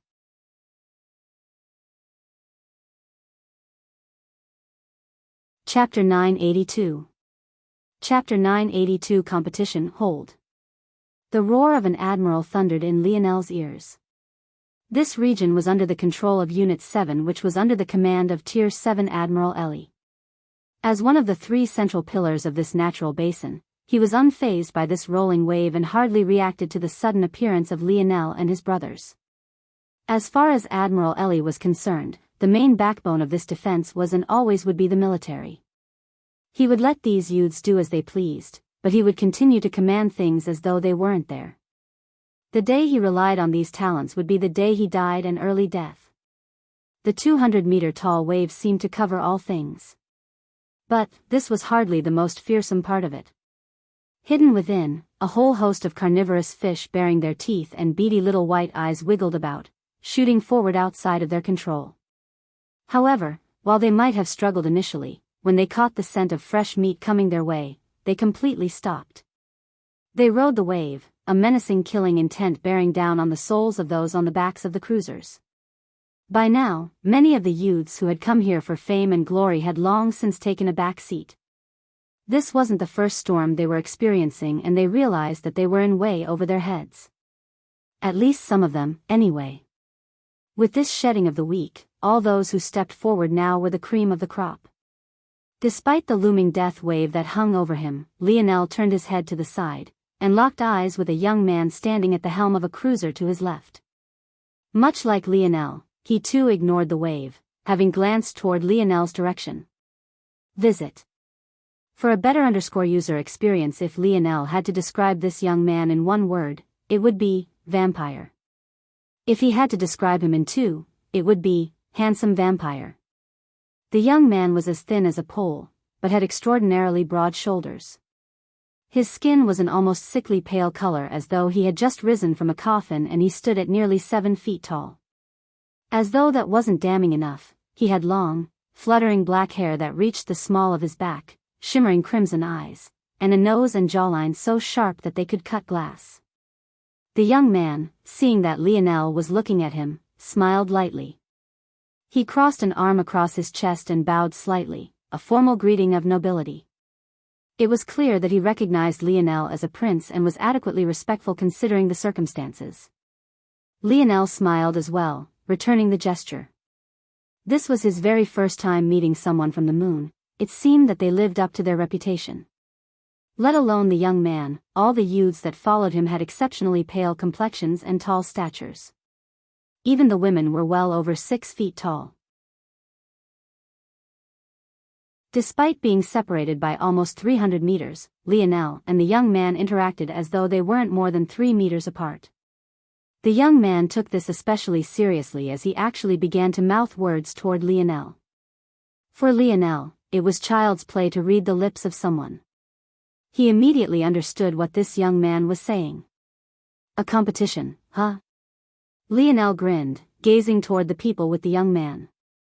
He just so happened to have 8 people following him as well. All right, Carolus. I accept. Carolus' smile brightened. All around him, the air began to crack like shattered glass, causing Lionel's gaze to narrow. Visit. For the best no_vel_read_ng experience, what a powerful spatial ability.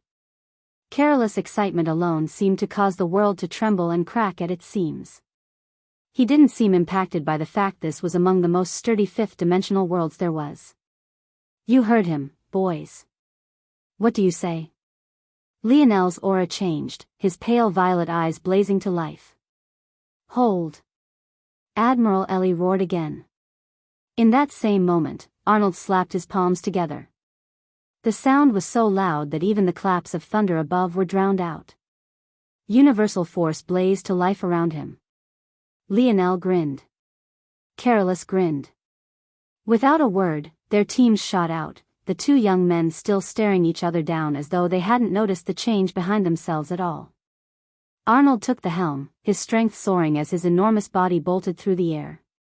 His muscles rippled, his shirt shattering as though it was made out of glass and not pliable fabric. Whether it was his broad back or chest, it was filled with striations that shook one to their core. He rose his large palms into the air, universal force swirling about him. In one moment, everything seemed normal. In the next, a massive palm of energy suddenly manifested, swinging downward with a momentum that could crush all things toward the wave. Visit.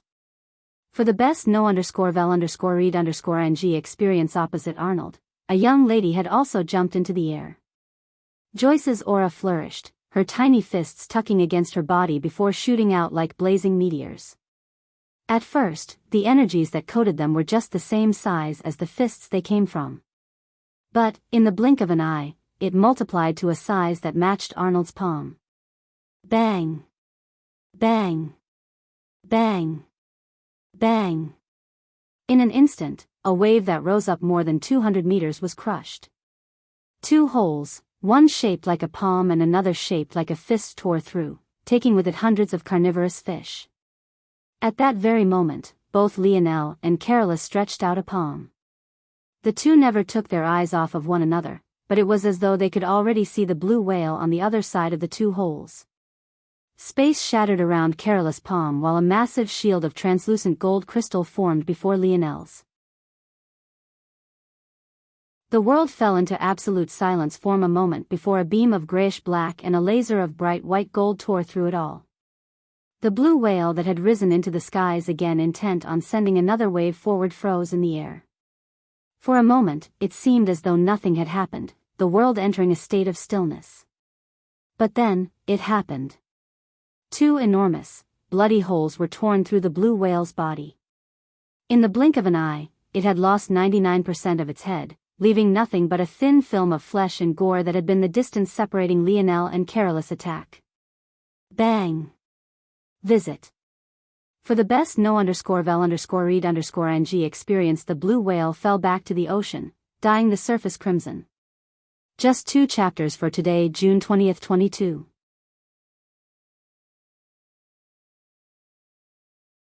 Chapter 983. Chapter 983. Beginning. The blue whale's corpse caused another enormous wave to shoot upward.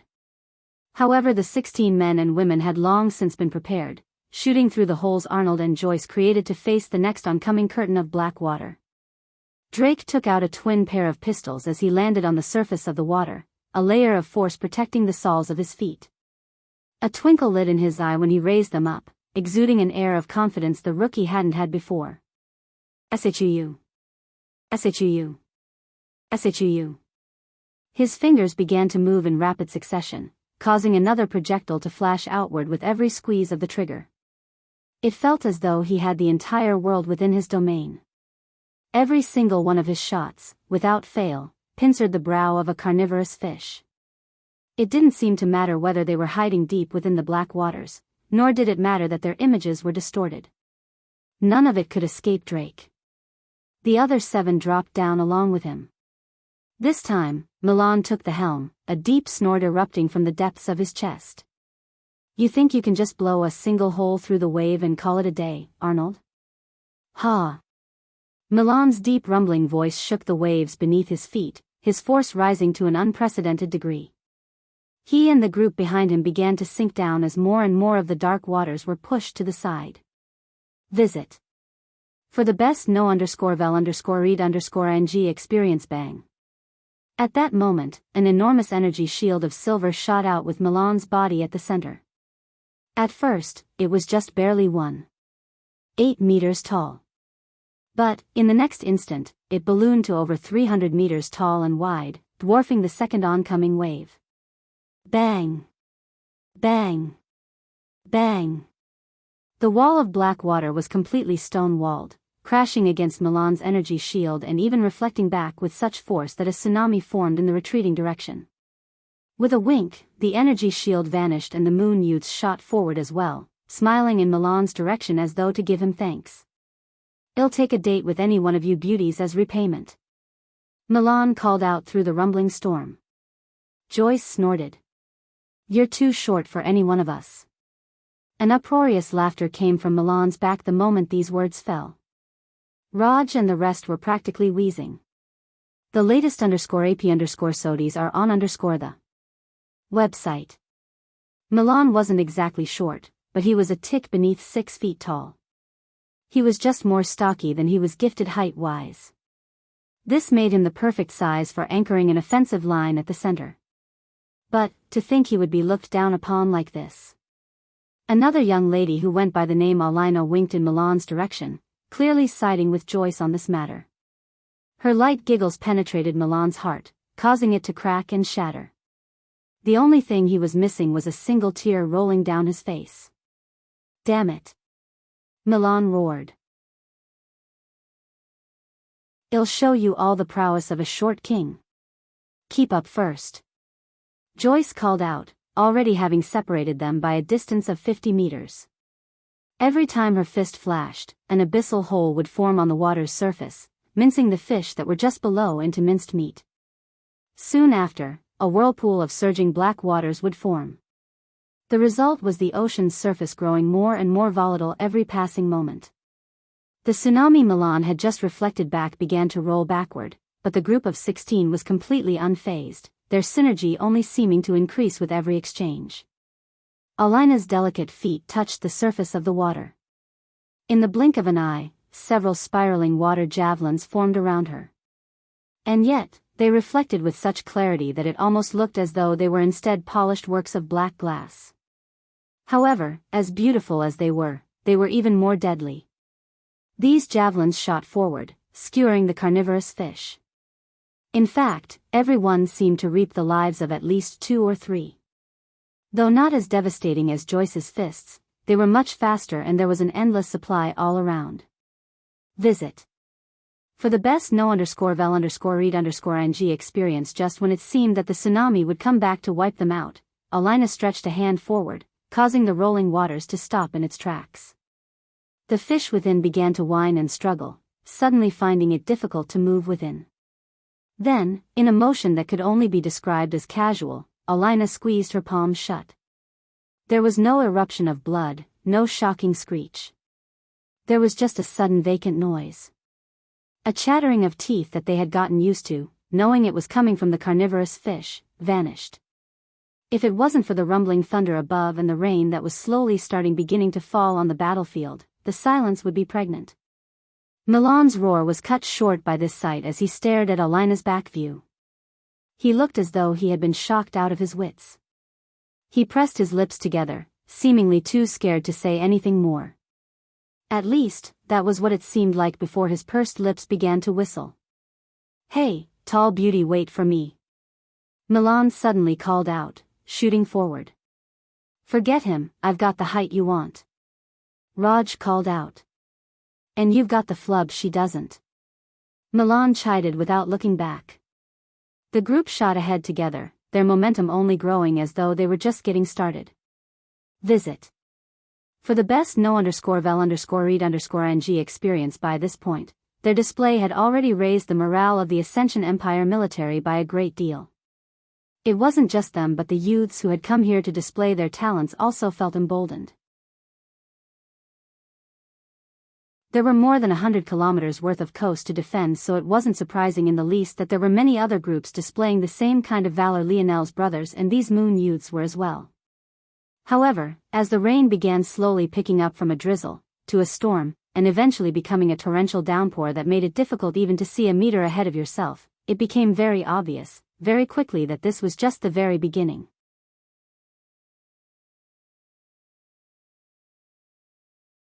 Chapter 984. Chapter 984 Which? Lionel and Carolus still stood facing one another, a light smile on their faces. It felt as though the torrential rain couldn't stop them, nor did it seem to touch even the hem of their clothing. A seemingly delicate barrier surrounded the both of them. Lionel's looked like a halo of golden light while Carolus looked like arcs of grayish-black lightning which were, in truth, just the shattered glass of space.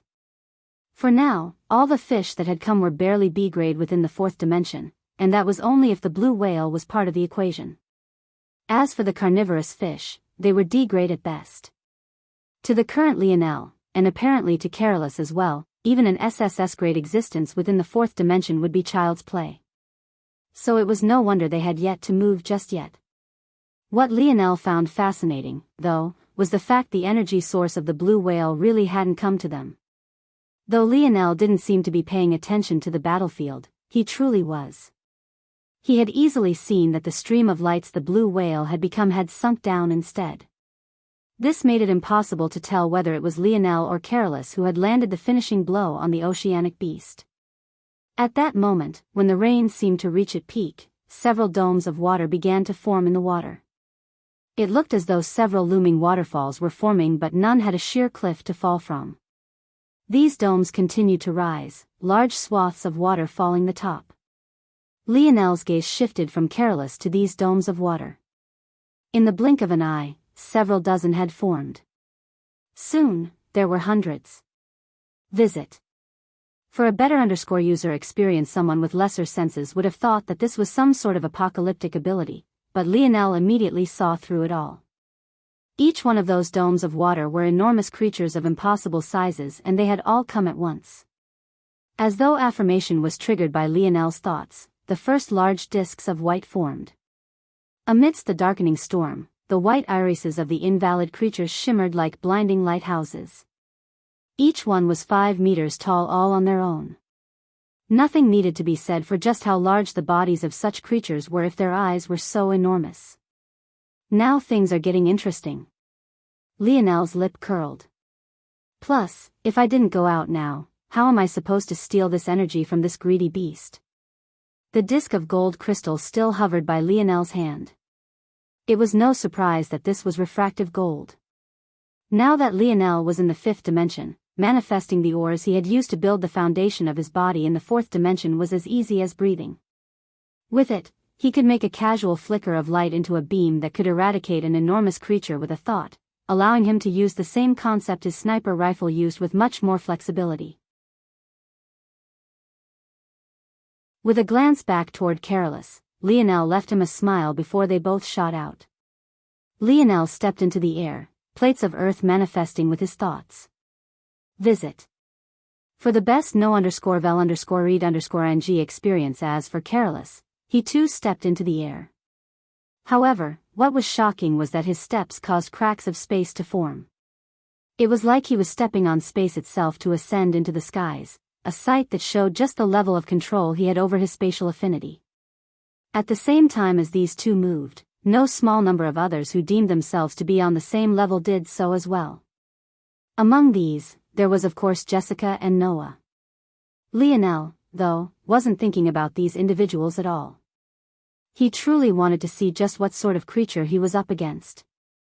The heads of the creatures finally rose up completely, the last of the water falling from their skulls to reveal colossal squids with bulbous heads that shimmered with various shades of pink to violet. Lionel's gaze flashed, several plates of refractive gold appearing around him to total 9. Not a single one was more than foot wide. But they alone exuded a murderous aura so potent that it felt like everyone around Lionel should retreat as far as possible. Like this, Lionel stood in the skies, having swapped in his plate of earth for his black surfboard.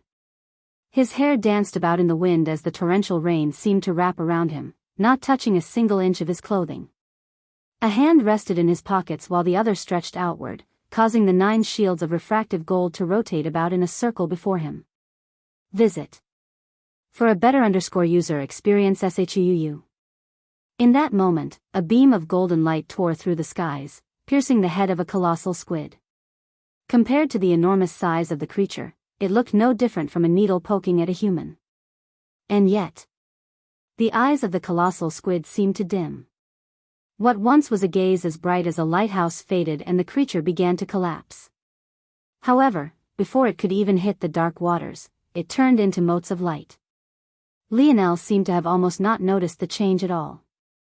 His 9 shields of refractive gold rotated once. The result was another beam of gold tearing its way forward. With every rotation, another colossal squid fell. They seemed to not even get the chance to attack before they were mowed down. As though a human machine gun, Lionel glided through the skies. His every action reaped another life. At this point, even Carolus' lip was twitching. It had only been a single minute, but Lionel had already taken out over 60 of the colossal squids. What kind of competition was this, exactly? He could tell that Lionel was making it look so easy because he was pinpointing their crystals and shattering them with a single strike. But, if it was so easy to find such a thing within such an enormous body, wouldn't everyone be doing it? Visit. For a better user experience, the skies became so saturated with so much fourth-dimensional force that it almost forced the darkening clouds back into believing it was daytime once again. It was then that Lionel took out a shimmering silver tablet, a smirk creeping up on his face. Which one will win? The silver tablet? Or you?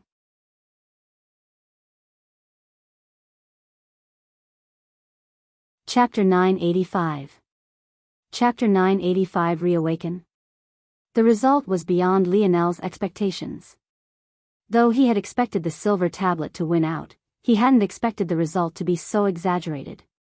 Let alone the force of the invalids, it felt as though all the force of the world had suddenly surged toward him.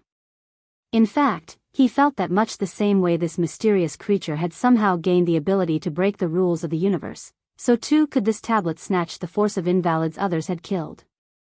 I see. With a bit of conscious thought, the tablet seemed to react to Lionel's wants, only snatching up the force provided by the squids he had defeated. With his speed, he didn't feel like he needed to snatch from others. The results spoke for themselves. Every step Lionel took through the air, another colossal squid would fall without even a chance to fight back for even a single moment. From below, his teammates shook their heads. What a show-off. Look at that. My tall beauties are looking at Cap with such sparkling eyes. This has to be classified as discrimination. Milan looked as though he had lost his soul. The latest _AP_SODIs are on the website. He continued to use his energy shields to rip large amounts of fish out of the water for Drake to snipe out in a single breath. As they tag-teamed a wing, Joel and Gil tag-teamed another. Gil sent out arcs of lightning, shocking the large swaths of fish until they were frozen. Following up, Joel sent out strikes of his halberd, skewering them dead with his lethal blade chi. Without large amounts of earth around him, Raj probably experienced the greatest drop-off in his strength upon stepping out into these open waters. But, he had come prepared. Large amounts of metal shavings hung around him almost like metallic sand. With a thought, this black sand would solidify into drill bits, even hardening to the point they shimmered like diamond. Raja's skill in fluctuating the hardness of the earth his controlled had grown exponentially. He could go to and from the quality of earth he wielded depending on the situation, even up to the point he could now control these fine earth particles to act at his whim. Even though his fat jiggled with his every action, each one was still purposeful and powerful. A swing of his arm came with several tons of shimmering diamond, crushing the fish that stood in his way with impunity. Arnold's actions were just as if not even more overbearing. While Joyce was leaving whirlpools with her every punch, he left trenches that split the ocean in two. The oceanic beasts were being put through a grinder.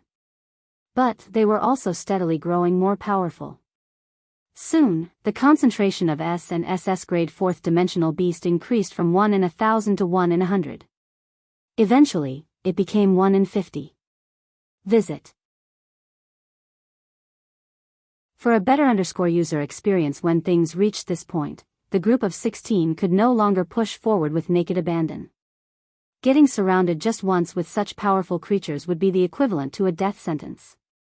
Though many of them were confident in taking on even fifth-dimensional creatures, the battle reaching this point meant that the true challenge was coming. Lionel had never taken his senses completely away from his teammates. But, he didn't go to support them either. Though he was taking out these SS and SSS grade colossal squids one after another, that was about all he was doing for them. If they didn't reach the very end of their limits, they wouldn't be able to absorb the bone-burning rose properly. Lionel looked down at the tablet again, sending his senses into it. By now, he had taken out over 200 of the colossal squid in barely a few minutes. There were no lack of eyes on him as a result of this, but he acted as though he didn't notice at all. On the Unit 7 cruiser, Admiral Ellie was especially speechless. His unit hadn't even gotten a chance to do anything yet. All he could yell out every so often was hold. It had to be said that these cruisers didn't work on third-dimensional technology. Rather, they were designs created after studying the wreckage of the Shield Cross-Stars airship and were fueled by force crystals. The innovation of Earth truly shouldn't be underestimated. The confidence that everyone had for dealing with the inevitable fifth-dimensional creatures that would be coming were on the basis of these cruisers. To Lionel, though, it was too great a waste of treasures. Earth, no matter how much they had prepared, lacked proper force crafters. In order to make up a gap of skill, they used brute force instead. With the amount of resources they had poured into a single cruiser, let alone a cruiser that could face fifth-dimensional existences, Lionel could make one that could damn near eradicate a sixth-dimensional existence. That said, Lionel felt that this matter wasn't so simple as it seemed. If his grandfather had truly planned out everything for this moment, and even managed to somehow take a woman from a sixth-dimensional family as a wife, could it really be he didn't know to train a unit of force crafters? Visit. For the best no_vel_read_ng experience, Lionel felt like every time he understood Earth and his grandfather, he would only simply be peeling back another layer of mystery. Lionel shook his head before his expression brightened. Those over 200 colossal squid he had killed had accumulated enough force to awaken someone from the tablet. It seems to only be enough to awaken someone who didn't die, though. If I want to awaken someone who died in the zone, ITLL need, Lionel's happy mood faded. From what he could see, he would need somewhere between 500 to 1,000 times the amount of force he had accumulated now to awaken a single dead comrade. But that person would be only the most normal of soldiers. If he wanted to awaken a talent like his good friend Rollin, he would need as much as 10,000 times the amount he had now. As for a supreme talent like the pure speedster Normand, he would need nearly 100,000 times.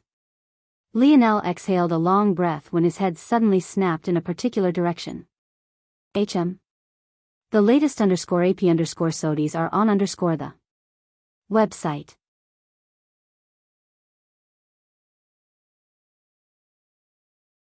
Chapter 986.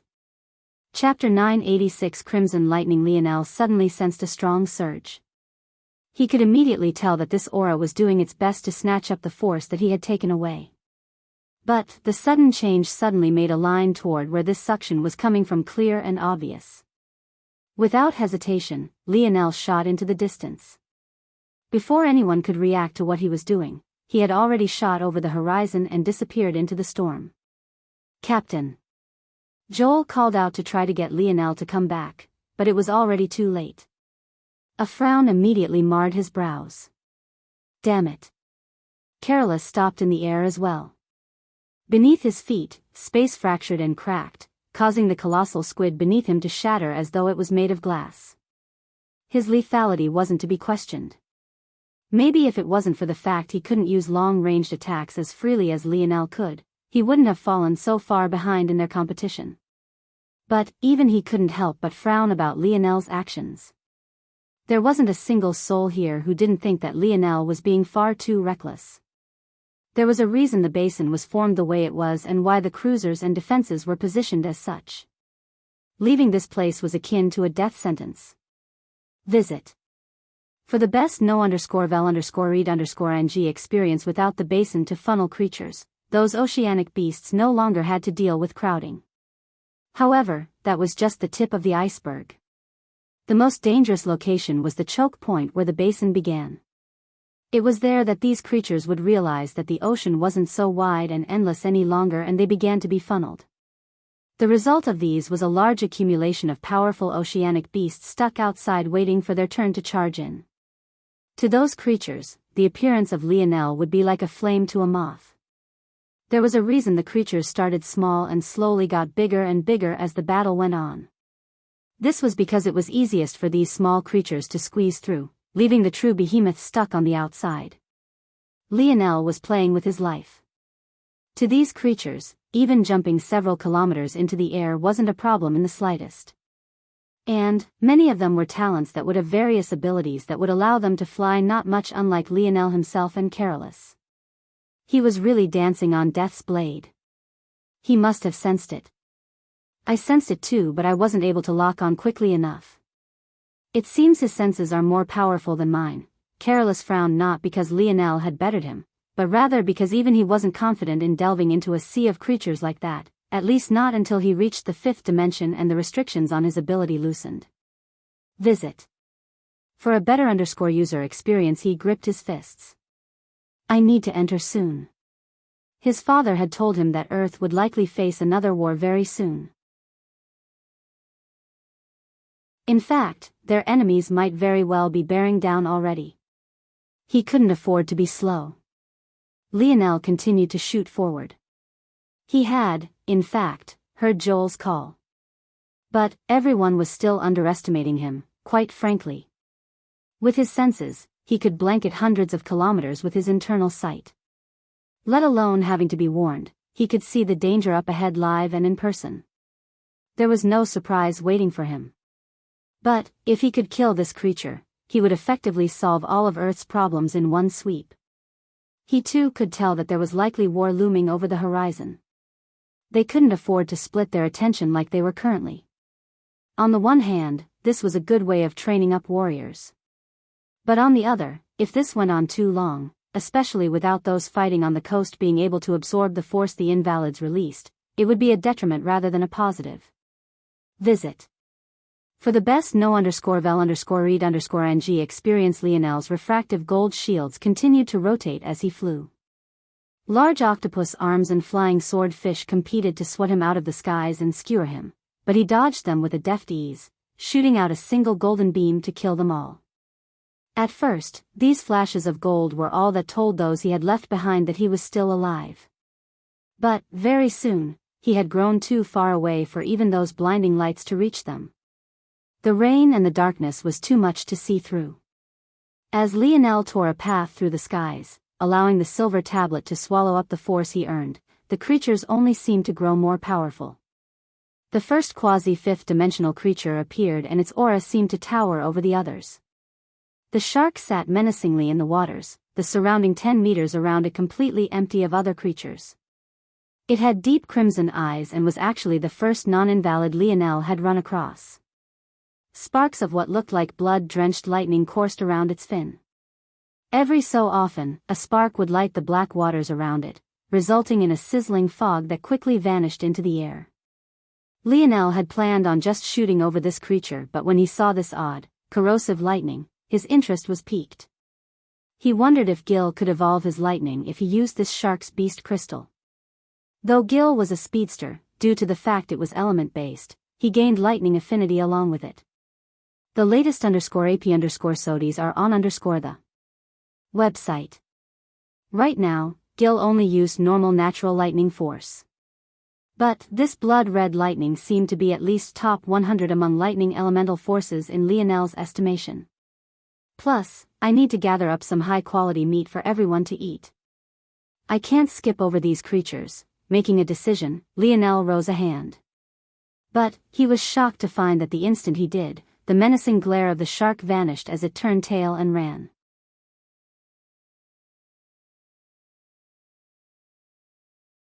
Chapter 987. Chapter 987. Size. Lionel was shocked for a moment before he chuckled. It seemed that this beast had already realized it stood no chance. Unfortunately for it, it likewise stood no chance of running away either. Lionel shot downward, weaving through the several suction-cupped arms of the enormous octopuses and squids in the surroundings. The jet-black surfboard touched the surface of the water, shooting after the shark. However, seemingly realizing that it was being chased, the shark dove into the sea, diving downward as it continued to swim away. Lionel's gaze narrowed, but he also dove downward without hesitation. That said, he wasn't completely unprepared. He pressed his palms forward, causing 4 triangular sheets of 4th-dimensional star core to form. They pressed together, forming a prism without a base and allowing Lionel to drill into the ocean. It shot forward with such speed that an air pocket formed right behind it, leaving Lionel untouched. At the same time, the 9 shield of refractive gold shattered beneath the water pressure and speed. Unfortunately, the reason the Lionel had to rotate the gold crystal shield to begin with rather than just continuously using one was because he had to repair them after each use.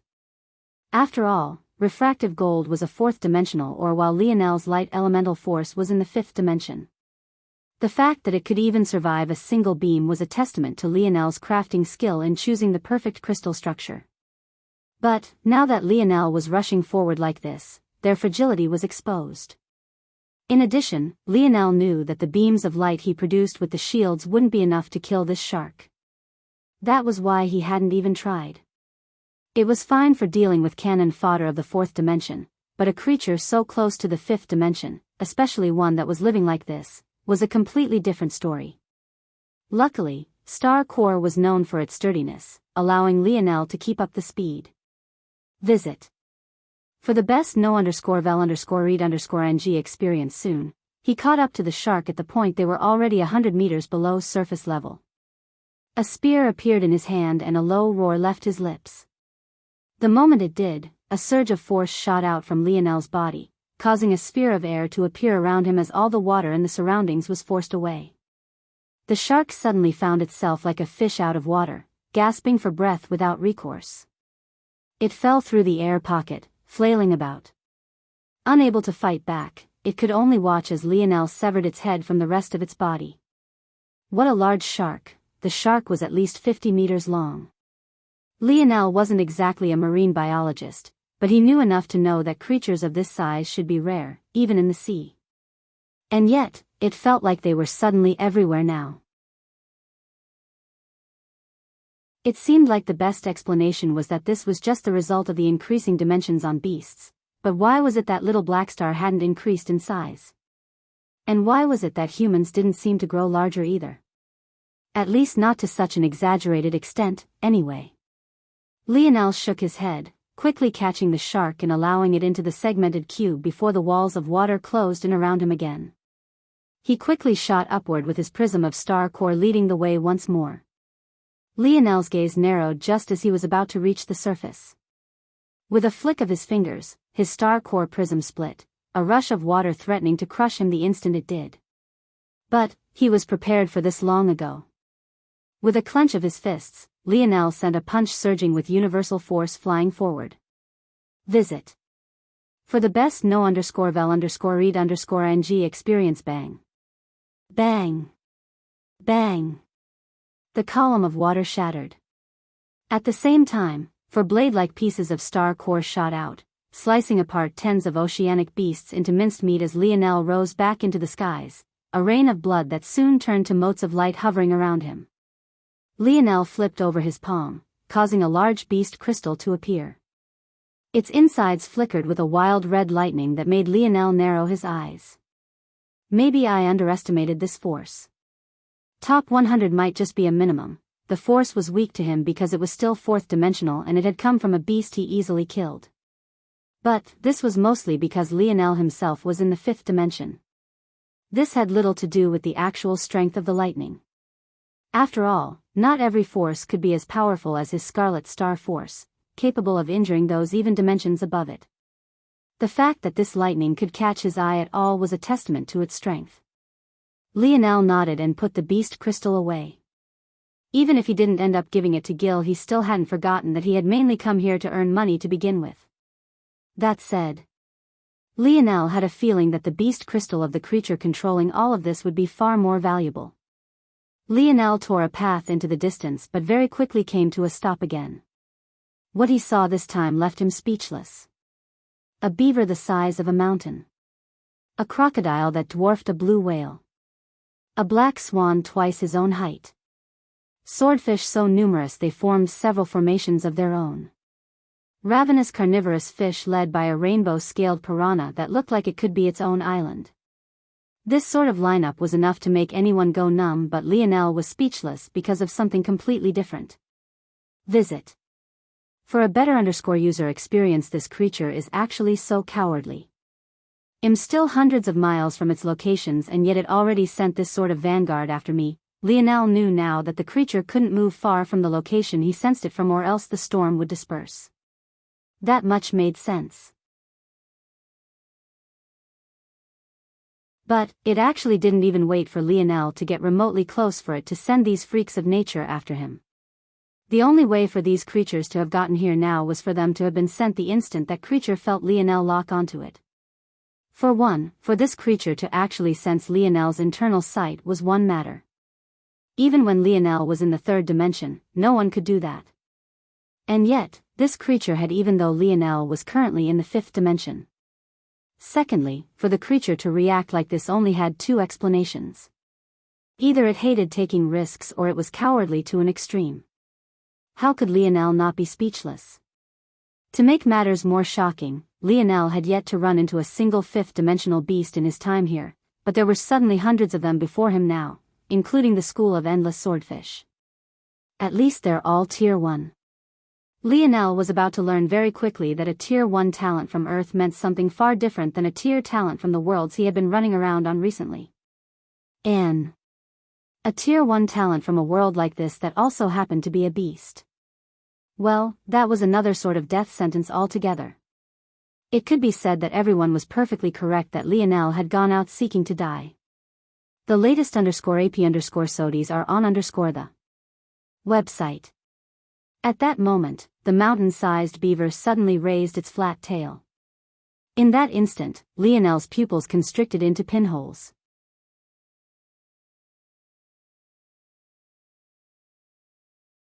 Chapter 988. Chapter 988. Mountainous creatures. Shit, just the wind pressure of the beaver's tail alone almost sent Lionel flying into the distance. He realized at that moment alone that a Tier 1 expert that shared his size was completely different from a Tier 1 expert that was so large. That much power scaled to a body that large was obscene on several levels. And that didn't even consider just how much more talented they were than other beasts of their kind to begin with. Bang! It was like someone had suddenly slammed a frying pan with a 50-meter diameter onto the surface of the water. The waves immediately shot into the skies. Whatever darkness there had already been was instantly plunged into an even darker state of blackness. Whereas there was still a flash of color previously due to lightning streaking through the skies, at this moment, it was as though Lionel had fallen into an abyss. Water seemed harmless to most people, but that was only because of the usual state it was run across in. However, it couldn't be forgotten that water had its own weight and could very easily become among the most dangerous materials in the world given the right circumstances. Lionel saw this wave as hardly any different from how a normal human would see a palm swipe from a grizzly bear. Visit. For the best no_vel_read_ng experience without hesitation, Lionel immediately activated his bronze runes and donned his silver divine armor. Reflecting beneath the blacks, the silver gained a dark hue to it that gave it a sinister vibe. The instant his visor covered his gaze, the surfboard beneath Lionel's feet vanished as he truly stepped into the air. His body blinked and vanished, appearing past the tall wave and above the beaver. With a spin of his spear, his universal force and spear force surged, the golden mark of a spear appearing to hover before the forehead of his helmet. However, before Lionel could even attempt to end the beaver's life, he felt several dangerous auras lock onto him. Lionel could hardly react as dozens of swordfish shot out from the dark water. They pierced through the heavily falling rain and the fog of darkness like cutting blades. They were so fast that Lionel's internal sight almost failed to lock onto them, causing his pupils to constrict. There coordinating, Lionel's blackwood spear immediately shifted, his feet sweeping through the air as he changed his stance. He took a heavy step backward, causing a boom across the air and instantly sent over 10 piercing strikes forward. Dang! Dang! Dang! Dang! The odd sound of a cross between his flesh and blade resounded. Lionel quickly deflected many of these swordfish, sending them flying past his shoulder. However, these well-coordinated attacks didn't seem to have any intention on stopping anytime soon. The latest _AP_SODIes are on the website. Lionel had hardly finished his last pierce when a flutter of black appeared before him. He caught a fluttering black feather out of the corner of his eye. In most circumstances, it would seem like an ominous sign, and that it was. The black swan seemed to have only needed a single flap of its wings to appear before Lionel. Its wings were coated in a dark, scythe-like energy that split the air in its path.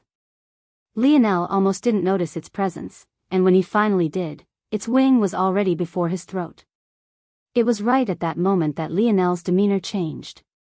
It only took him a few exchanges to understand that these weren't simple opponents.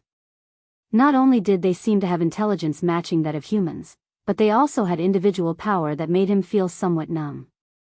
Any singular mistake might truly cost him his life. In that case, it was time to be serious. Beneath his visor, his expression suddenly became a deathly cold. Seemingly sensing something, the black swan suddenly rolled itself into a ball, vanishing into the shadows and teleporting dozens of meters away. That's Little Blackstar's ability.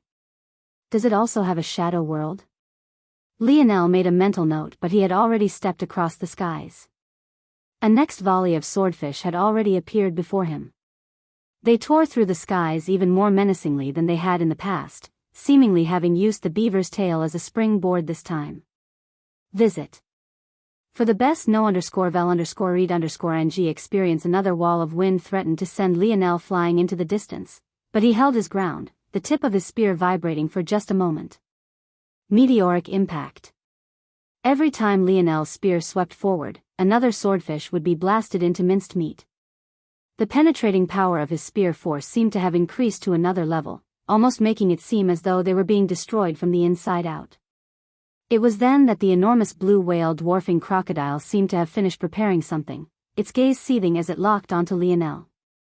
It was clear that the sudden murder of so many of its comrades had infuriated it. It opened its large mouth, revealing a row of shimmering jagged teeth. Unlike what one might expect from a crocodile's mouth, it was eerily clean, almost as though it hadn't had a drop of meat in its lifetime, something Lionel felt should have been impossible. However, what happened next gave Lionel all the explanation he needed. Beneath the ocean's surface, the crocodile's stomach had bulged to 3 times its original size. The instant it opened its mouth, its neck followed the same pattern. Its scales stretched so thin that the translucent skin between them became obvious, reddening beneath the strain. And then it roared. Visit. For the best no_vel_read_ng experience. A jet of a water the likes of which put the previous wave to shame suddenly erupted.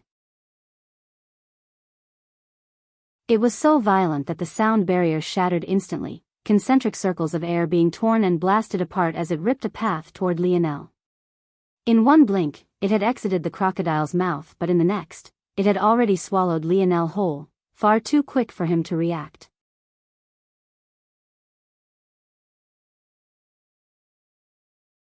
Chapter 989. Chapter 989. No way. Lionel felt as though all the bones in his body were being shattered. Even his divine armor cracked in several places, finding it difficult to hold up. It was though he was being crushed by a continuous wall that only seemed to grow more powerful as he was shot into the air. Blood flew from Lionel's mouth, marring the inside of his silver helmet. He knew well that if it wasn't for his divine armor space domain being activated by him in the last moment, he would have already been crushed into minced meat. By the time the last of the water vanished, Lionel had been blown so high into the atmosphere that he could see the light of day again. His armor was filled with cracks from head to toe and his body felt like it was on the verge of collapsing. It was only thanks to a combination of his spatial domain and his metal body that he was still able to hold on to his consciousness. Damn, Lionel coughed. If only he had the luxury of taking a breathing. Unfortunately, that was exactly what he didn't have. Seemingly sensing that Lionel was somehow still alive, the black swan appeared from thin air, delicate black feathers once again signaling its appearance. Its wings pierced toward Lionel's neck once again. Somehow, its feathers felt like an abyssal black hole. They had no weight or depth to them and seemed endless. A single touch from them could result in someone becoming just as empty. Visit. For the best no_vel_read_ng experience. Before it could slice through Lionel, he vanished once again. His body might have been collapsing, but his dream force was just fine. There was nothing in this world stopping him from casting spells, nor did he have any intention of dying in this place. The black swan seemed to realize that something was wrong, but it was already too late. Valiant seal. To form 4 pillars took more than half of Lionel's stamina, but that was if he was on the ground.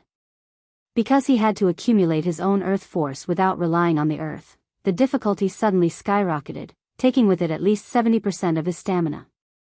However, this time, Lionel felt he only needed 3, so it took up just over 50%. At that moment, the skies trembled, 3 pillars etched with ancient carvings appeared around the black swan in an instant.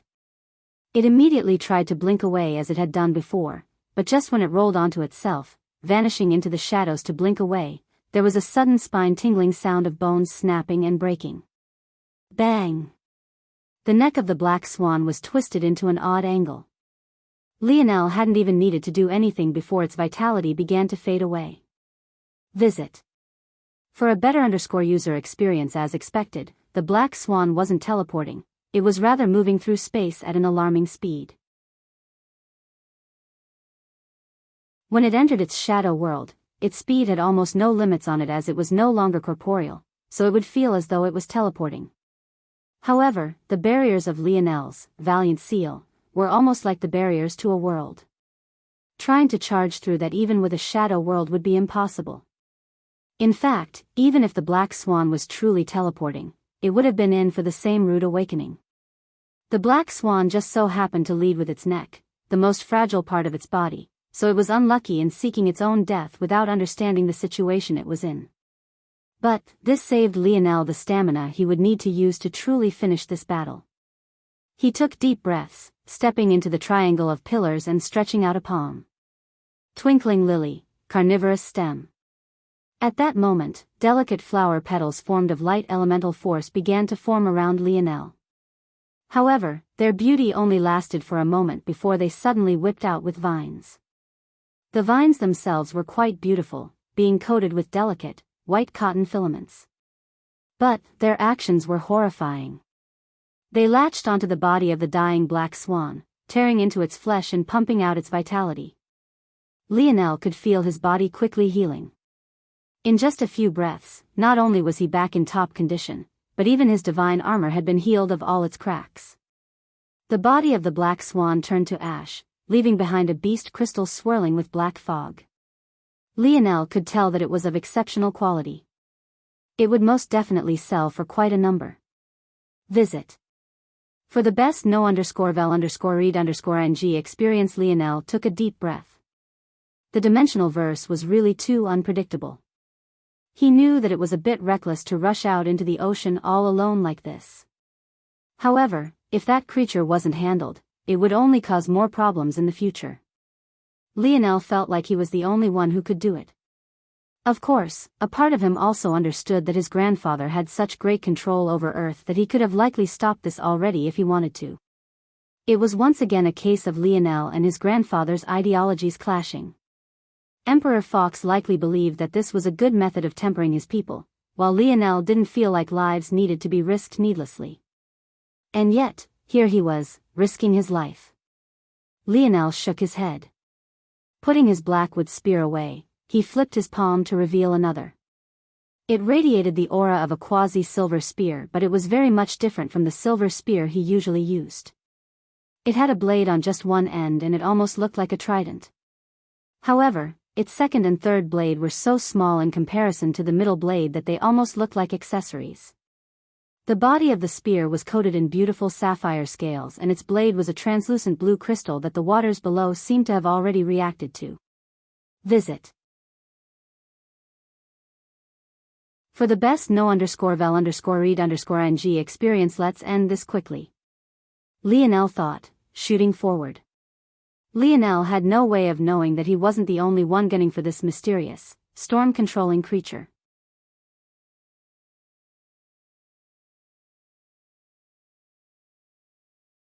Chapter 990. Chapter 990. Logic across the dimensional verse. In a familiar villa, just days after undergoing what could be considered to be a life-altering change, Ana's eyelashes finally fluttered open. The first thing she felt was herself being hit by a wave of memories. As though she was reliving her own life piece by piece, she recalled everything with striking clarity.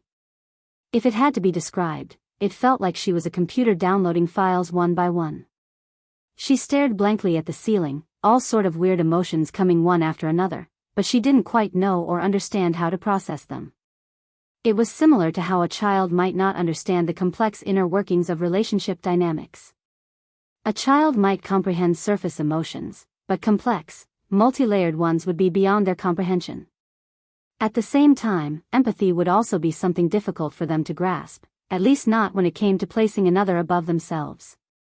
These matters became very complicated, very quickly. A toddler might be able to understand emotions by reading someone's facial expressions, but they wouldn't necessarily understand that someone's outward showing of emotion might be different from what they felt on the inside. And even if an older child might understand this, they wouldn't understand more complex emotions like bittersweetness, nor would they grasp morality and beliefs and how it might connect to what a person was feeling. Aina didn't lose her memories, nor did she lose her ability to feel emotion, but what she had lost was the ability she had built over her more than 2 decades of life, how to interpret and maneuver around her own feelings and that of others. And, when it was all boiled down, wasn't this the core of what a person would call personality? Visit. For the best know_vel_read_ng experience things like holding on to 2 frames of mind at the same time, how to control impulses and the emotions that came with them, or what sort of morality should govern her emotions had all been lost on Aina. The result of this was Aina becoming somewhat detached from her emotions, not because she didn't have them, but because she didn't quite understand what they meant. Even her sense of self hadn't quite redeveloped, so while logic told her that the person in her memories was indeed herself, she still couldn't quite connect to this version of Aina. It was like she was trying to fit together 2 puzzle pieces that were misaligned. No matter how hard she pushed, she couldn't quite fit them together. Aina? Aina blinked. She turned her head toward the voice, but there was a lack of recognition in her eyes. It was clear that she had turned not because she heard her name, but rather because someone had spoken when she had thought the world was filled with silence. It was quite a unique feeling. It was almost like she was a baby hearing sound for the first time. While she had been going through her memories, she hadn't quite grasped that everything she remembered had sound attached to it. So, for those brief moments, she thought that the world was soundless and she was okay with that. Only to come to find out that she was wrong about this. The latest _AP_SODIES are on the website. Yuri stood over Aina's bed with Savon by her side. By now, Savon had already been briefed on what was going on with Aina, so she had agreed to stay by Aina's side until she could finally manage to fit those 2 pieces together again. Seeing the somewhat blank look Aina was giving them, Savon was shaken. There was a hint of recognition in Aina's eyes, but it didn't come with the same emotion it should have usually come with. It was almost like the 2 of them had been estranged. It was a truly odd feeling. Aina clearly remembered them, but it was like she might as well not have. Oh, Aina tried to speak, but it felt somewhat foreign. She paused and adjusted her voice to speak again. But, it came with a sudden blast of mental coercion that made Yuri and Savon shiver. The wave of soul force whipped about the estate, causing many to freeze in their tracks. And yet, Aina had only spoken a single syllable. Yuri's pupils constricted. Adoptive father was correct. With her mental blocks gone, her talent has been fully unleashed. I never thought that the difference would be so exaggerated. Visit.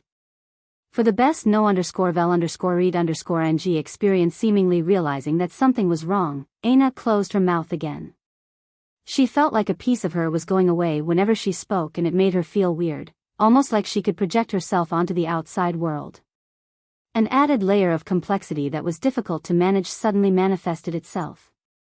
Yuri had no idea how Aina's ability to project her will onto the world would affect the rebirth of her personality. At first, Aina was a bit cautious with speaking, finding the novel feeling somewhat odd. In her memories, she could tell that she always had this ability, but she consciously reined it in after she awakened it. However, she couldn't quite understand why. From what she could tell, there were 2 reasons.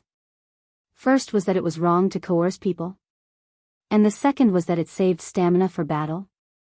No matter how hard Aina tried, she couldn't quite come up with a reason that justified the first. Why was it wrong to coerce people? However, when she traveled down the rabbit hole of the second reason, she found it made more and more sense. Battle was about survival and every human wanted to survive. Apparently, she really liked to battle, it was exciting. She also liked to win. Winning was fun. In that case, it made sense to save power for those moments. They call it logic. Visit. For the best no_vel_read_ing experience, Aina thought aloud, not quite realizing that she should be thinking in her head. After Yuri spoke, she thought that all her memories had sound to them, including her personal thoughts. So, she spoke them out loud, not quite knowing better. Logic. He likes logic, right? Yuri blinked. She could tell who he was immediately.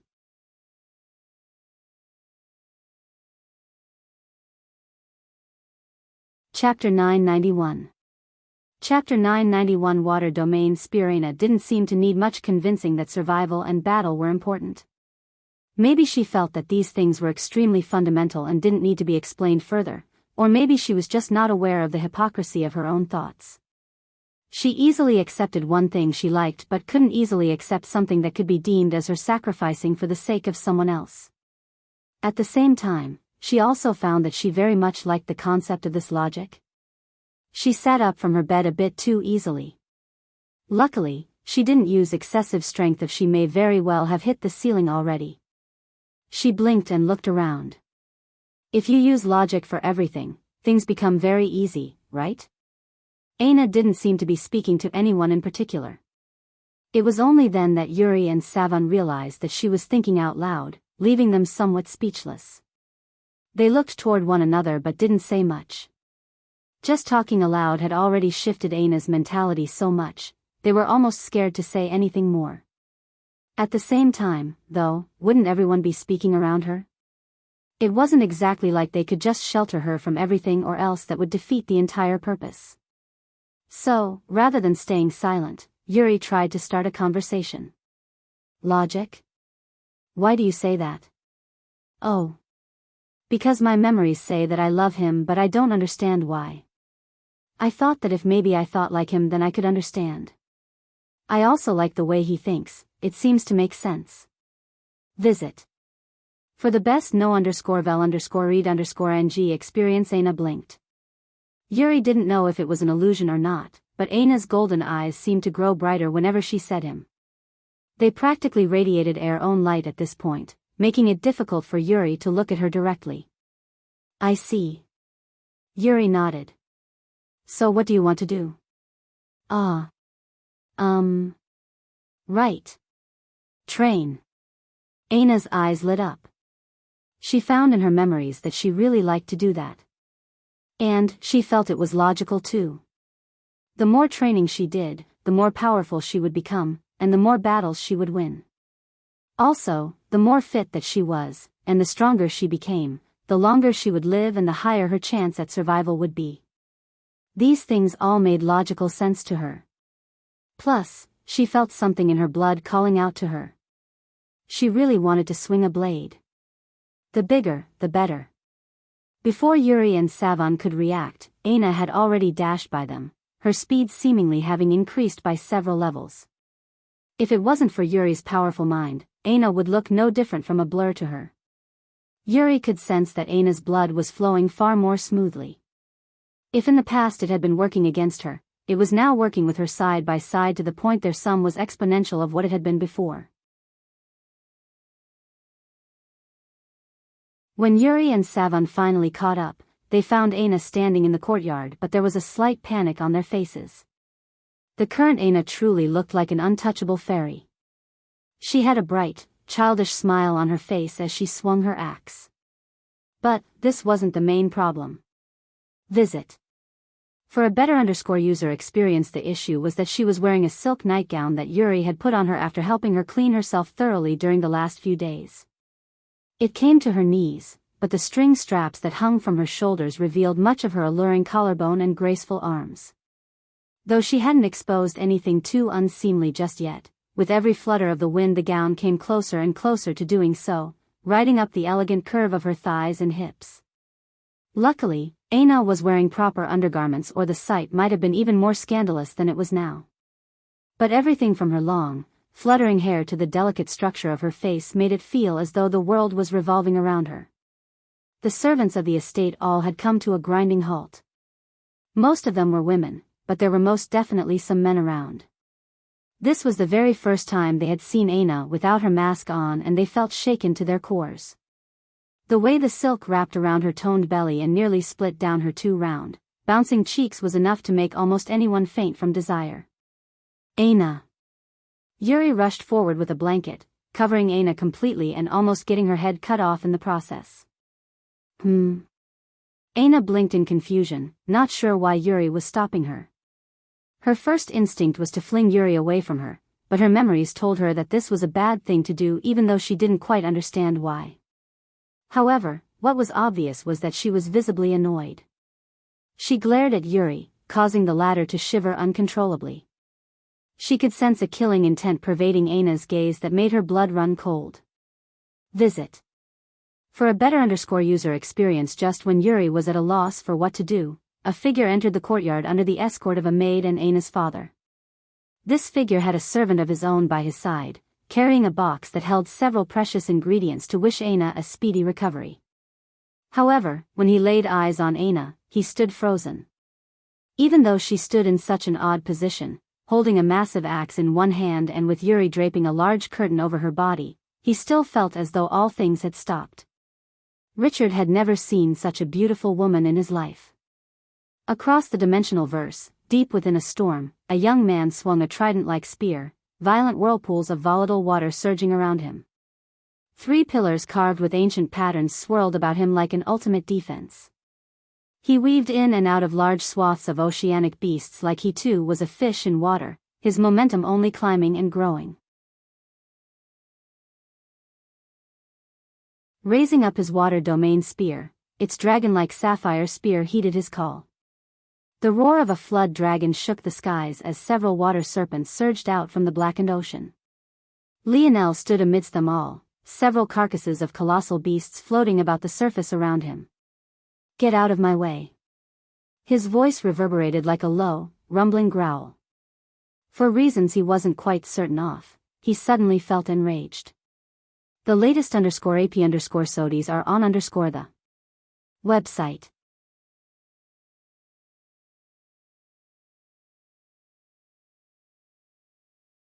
Chapter 992.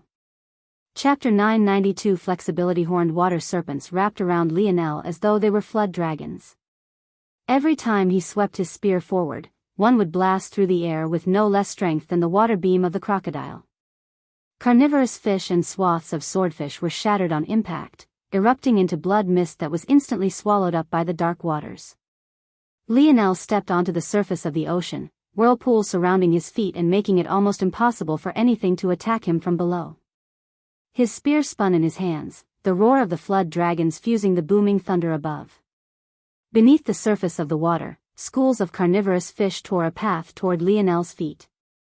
However, they were shredded to pieces the instant they entered the range of the whirlpools. Even in the darkness, the blood around where Lionel stood grew so concentrated that the blackness of the sea became a deep magenta. A violet fog hung around Lionel, fusing into his domain and making its strength and range increase by several fold. At that moment, the blue whale dwarfing crocodile had prepared another projectile, sending it beaming across the ocean's surface and toward Lionel. Right then, it was like the waters had been split in two. The surface curved and bent away from the thick pillar of sonic booming water. Just the trench alone was as much as 100 meters deep, making one feel especially small beneath the vastness of the ocean. Visit. For a better user experience, however, Lionel didn't even look in that direction. 3 ancient pillars that had been revolving around him suddenly sprung into action on their own, splitting 2 away from the group. Bang! Bang! Bang! A sheet of spatial force seemed to separate Lionel from the world of the crocodile. No matter how the beam bashed and banged against the 2 connected pillars, they did nothing more than tremble slightly. Just when it seemed that things were finished, the 3rd pillar suddenly acted, forming the triangular formation once again. But, this time, the beam suddenly found itself passing through the initial barrier and becoming trapped. Under the shocked horror of the crocodile, the pillars rotated and space distorted. At that instant, the beam of water that had been as straight as an arrow warped, curving back toward the mountainous crocodile. A roar pierced the skies, but the crocodile couldn't react in time. It was pierced right through the eye, its scale erupting into a rain of hard carapace, flesh and blood. The crocodile was rocked out of the ocean and sent shooting backward, even crashing into the beaver. Lionel vanished, appearing above the two rolling beasts. His silver armor shimmered beneath the dark hues, the frequent streaks of lightning that rumbled the skies above causing the lighting and shadows to dance across its peaks and crevices, making Lionel look quite menacing despite the fact his face was hidden from view. Visit.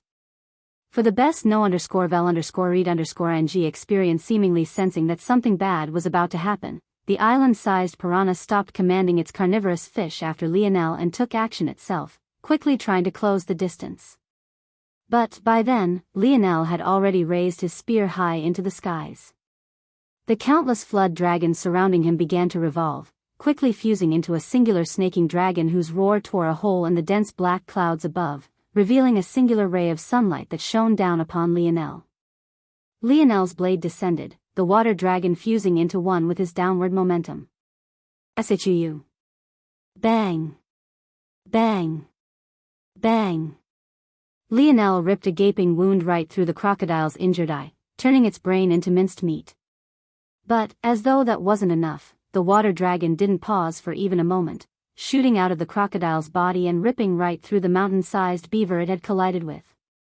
Lionel shot back into the skies, a tornado of crimson blood following his wake. He roared beside himself, shaking the rainbow piranha to its core. However, it was already too late by the time the piranha realized it had fallen into a trap. Its head separated from its body, leaving a trail of fishy organs as it continued to swim forward several dozen meters before it realized what had happened. Only the moment before its gaze dimmed did it realize that it had swam between two of Lionel's pillars. Visit. For the best no_vel_read_ng experience, Lionel took a deep breath, his heart still simmering. The power and flexibility of his valiant seal technique couldn't be underestimated. It was most definitely the core reason he won this battle, even beyond his quasi-silver water domain spear. And the best part was that after they had been summoned, the stamina it took to sustain them was far less. However, Lionel didn't have the mind to care right now. He shook his head, not quite understanding why his emotions were so agitated. He had been in quite good control of his own mind recently. This was definitely odd. Shaking his head again and forcing the crimson from his eyes to recede, Lionel didn't bother to unsummon his divine armor. He had a feeling that he would be needing it again quite soon. Instead, he began to allow the massive corpses littered around him into the segmented cube.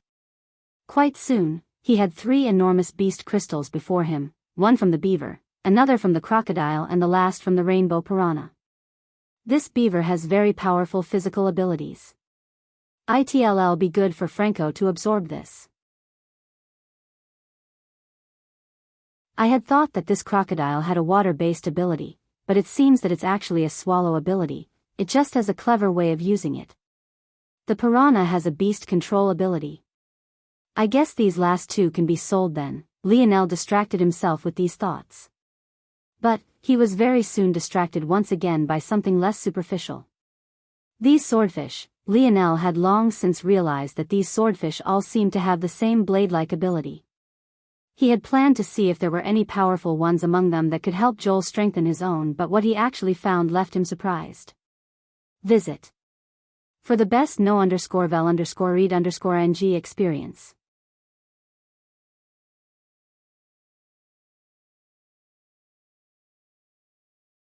Chapter 993. Chapter 993 ranged the swordfish all seemed to be identical. Even their beast crystals were all the same. It made Lionel feel somewhat speechless. How was this possible? Logically, abilities should be random. He had already found it weird that all the swordfish seemed to be using the same ability, but he had accepted it in the midst of battle for 2 reasons. The first was obvious. He simply didn't have the heart to mind such things while his life was on the line. But the second reason was more satisfying, or at least he thought so. Since humans could have lineage factors, why couldn't beasts? Lionel wasn't certain of this before, but he thought that the appearance of these swordfish proved that this was possible. After all, he couldn't think of any other reason why all of these creatures would have the same ability if not for this. The truth of the matter was that being born on or near the water had no bearing on what kind of ability an ocean beast was born with, just the same way being born near the coast had nothing to do with what Lionel's ability became. Even the crocodile who Lionel thought had a water ability turned out to have something completely different. The black swan had a darkness-related ability. The beaver had a physical boost ability. So on and so forth. None of it was related to water, despite the fact many of them were fresh or saltwater beasts. The same should be true of the swordfish, and yet all their beast crystals were identical. Not only were they identical, but they had the same size, same roundness, and were even located in the same part of their body. With what Lionel knew about the dimensional verse, this was ridiculous. There was a reason his feat of killing those colossal squids was so impressive. The location of a beast's crystal varied, and this variation only grew as these beasts grew in size. Though their beast crystals did often grow in size along with them, it wasn't to scale, often resulting in one having to find a needle in a haystack. Visit. For a better user experience, these fish were quite small compared to their counterparts, but each swordfish was still between 1 and 2 meters long. After Lionel realized the oddity, he paid closer attention only to find that the eerie similarities only seemed to continue. All of the swordfish were exactly 1.75 meters long. All of them had beast crystals that deviated 0.23 centimeters to the left of their skulls.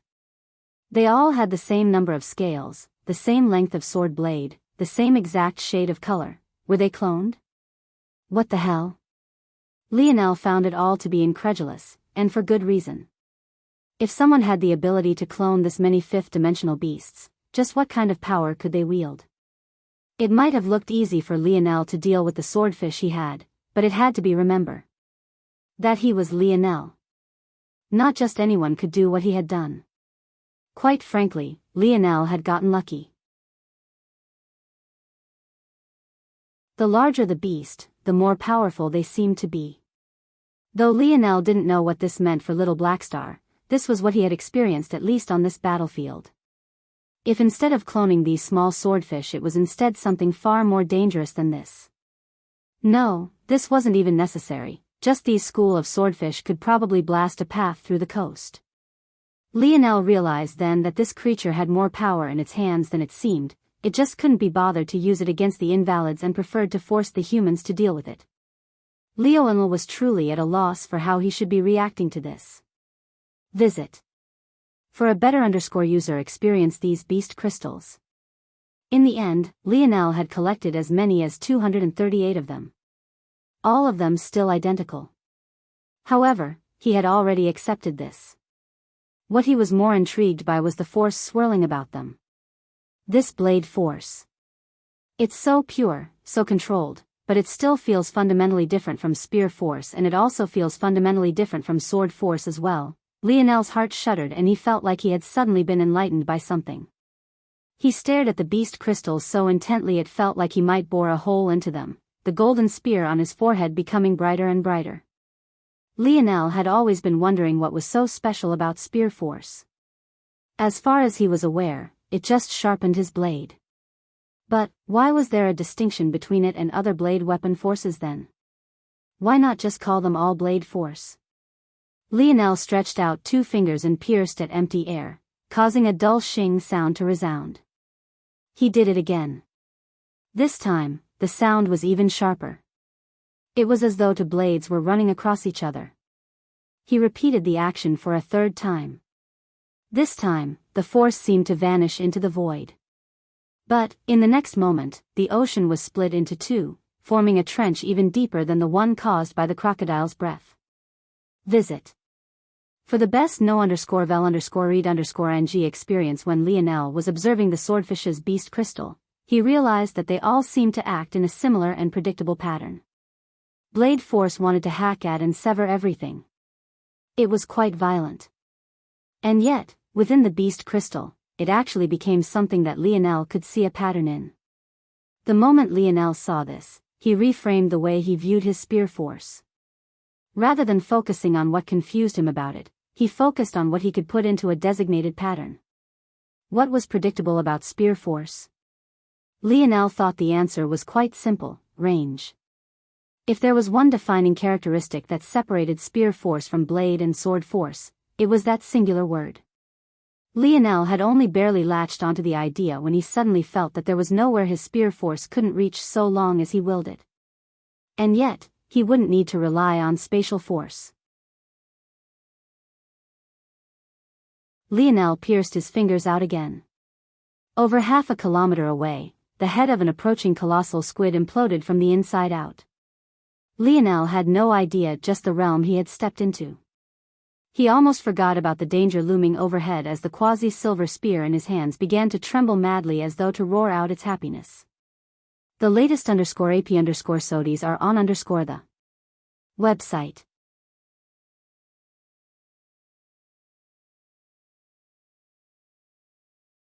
Chapter 994. Chapter 994 Resources. Lionel felt like he was in a daze, his spear force undergoing a qualitative change that even made his spear embryo evolve. The spear mark on his forehead became more prominent and the spear domain around him seemed to increase in power by a measure. Lionel looked down at the spear in his hand. It vibrated wildly, dancing about in his hands as though praising something. Lionel continued to look down at it for a long while, consolidating something within his heart. He knew that this excitement wasn't from the spear but rather from the consciousness that was buried within it. This consciousness didn't come from the spear itself, but rather its previous owner whose will had been imposed upon it. Why was it that Lionel found listening to your weapon to be so ridiculous? It was exactly because of this. To begin with, it wasn't a weapon that was speaking. If he picked up a normal spear, no matter how much he improved his spear force, it wouldn't react in the slightest.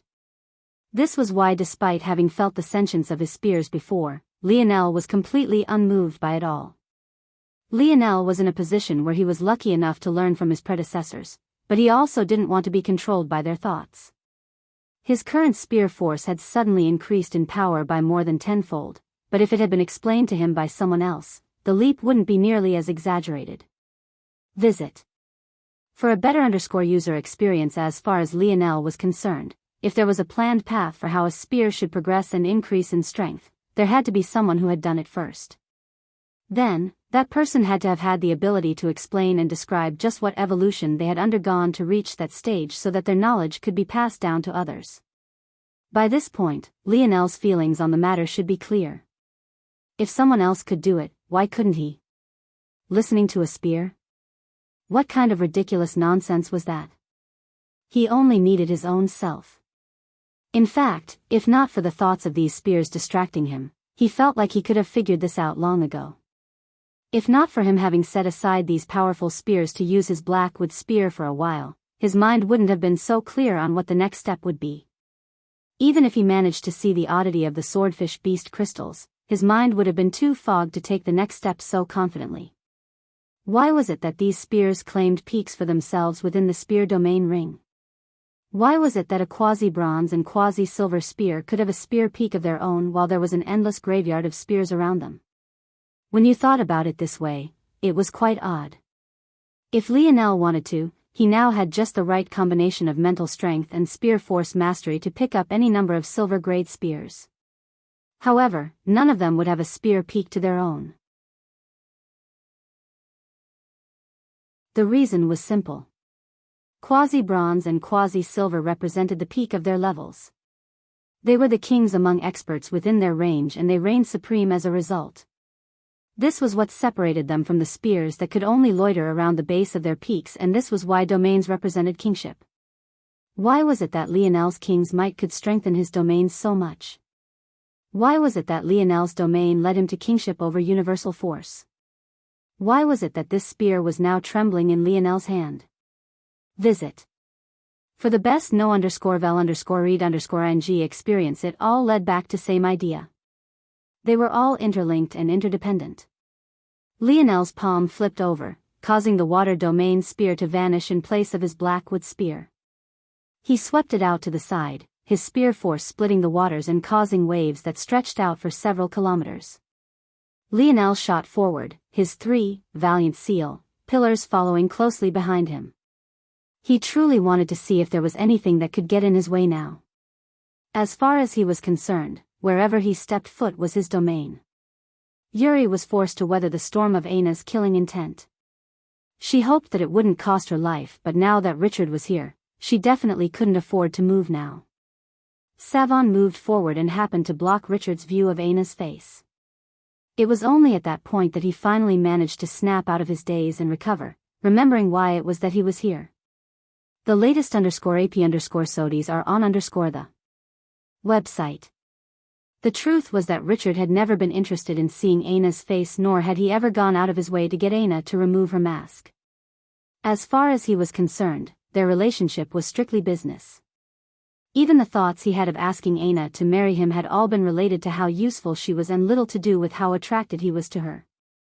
Plus, there were only 2 reasons why a woman would wear a mask.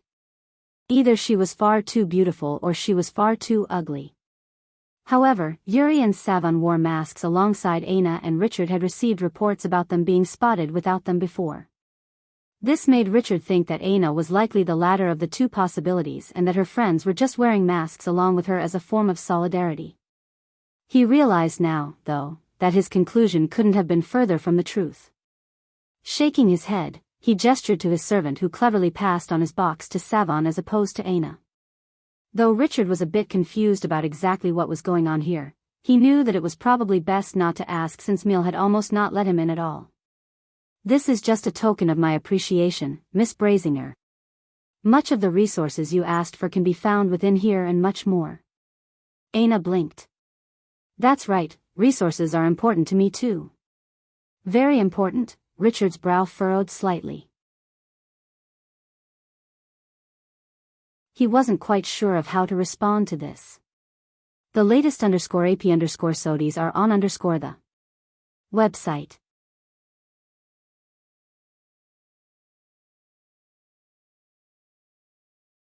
Chapter 995. Chapter 995 Sniping? Miel frowned.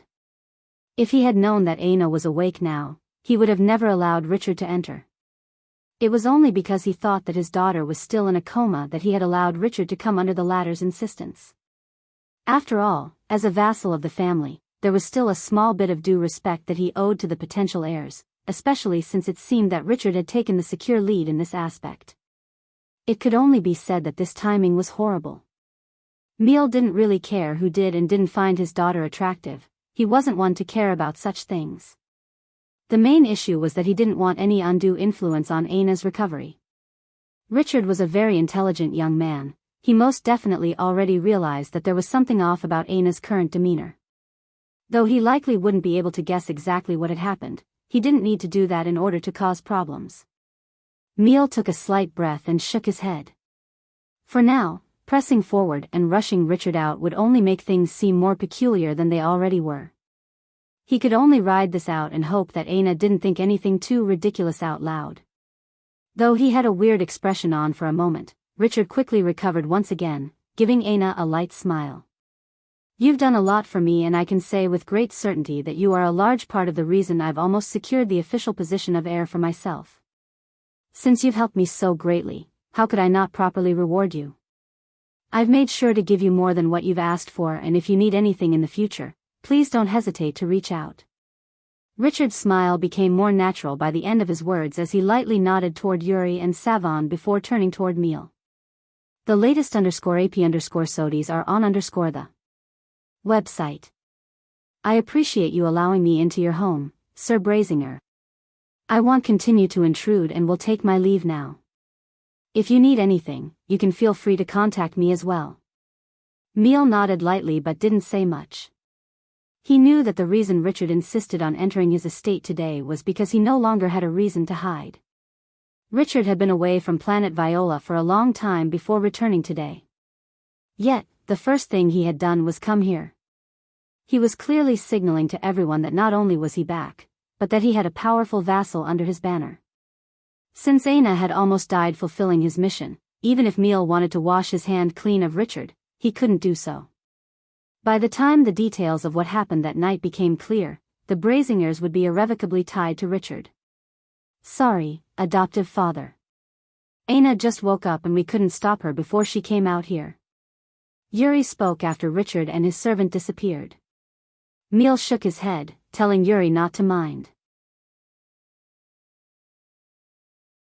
He took a few steps forward and looked into his daughter's eyes, but all he found was a hint of vacancy that made him sigh. Well, it wasn't like he wasn't used to Aina giving him a cold look back, but this was different. There was no frost here, it just bordered on indifference. In a lot of ways, this stung more than the former did, and for good reason at that. Meal wondered if he should take Aina away from planet Viola now, but in the end, he decided against it. Though the climate here was volatile, with her being forced to make so many decisions every day, she would quickly come to reform her personality. If things took too long, she might never awaken to her former self ever again. What is most important to you? Meal suddenly spoke, his gruff voice being aimed toward Aina. Visit. For a better user experience, this was the question he planned to ask Aina every day. It was the only push he could give her without influencing her too much. Ah. Logic. Battle. Resources. Aina listed out 3 things, her list having increased by 1. Meal nodded and didn't commentate. How this answer evolved would decide if his Aina would ever come back to him or if she was forever lost. Aina didn't seem to understand the complex emotions of her father as she pushed Yuri to the side and let her axe fall to the ground. With a childish excitement and the blanket around her almost falling to the ground, she rushed towards Savon, who was holding up the large spatial box. She was too excited to see what resources she would get. Lionel could feel himself getting closer, there was nothing capable of stopping him. Not only was his speed blinding, but his spear had increased its lethality by several folds. A road of starlight painted Lionel's path forward. His speed branch had long since evolved to this level, and though it was most useful in the vacuum of space, that didn't mean it couldn't be used on land or water as well. Just 20 kilometers away. Lionel thought with narrowed eyes. 10. 5. The latest _AP_SODIs are on the website. This sort of range was ridiculous. To be able to control a storm from so far away. Just what kind of beast was he up against? Of course, Lionel had a feeling that starting and maintaining the storm were 2 vastly different concepts, similar to his valiant seal. But Lionel couldn't control his valiant seal from more than maybe a kilometer away before things became far too troublesome. And even then, he would need to rely on his divine armor to boost his spatial affinity. Suddenly, Lionel came to a grinding halt. His stop was so abrupt that an ocean wave shot up several dozen meters. In that moment, a deathly silent arrow pierced through the wave and shot through the water just half a foot before Lionel. Had he still been running, at that angle, his forehead would have been pierced through cleanly. Several seconds later, a deep rumbling boom came from within the depths of the ocean, causing the dark waters to surge. Sniping me? Lionel's palm flipped over, his sniper rifle appearing in his hand and whirring to life. Almost 3 kilometers away in the depths of the storm, a bowman with shimmering gold hair and eyes lowered his arms slightly, his expression of confidence being marred by a hint of confusion. Visit. For the best no_vel_read_ing experience, is it done? Around the young bowman were several other youths with various colored matching hair and eyes. Together, they almost looked like a cosplaying rainbow. However, they didn't get the answer they wanted immediately. The young bowman's pupil constricted before a beam of golden light suddenly appeared right before his brows, causing his heart to freeze over.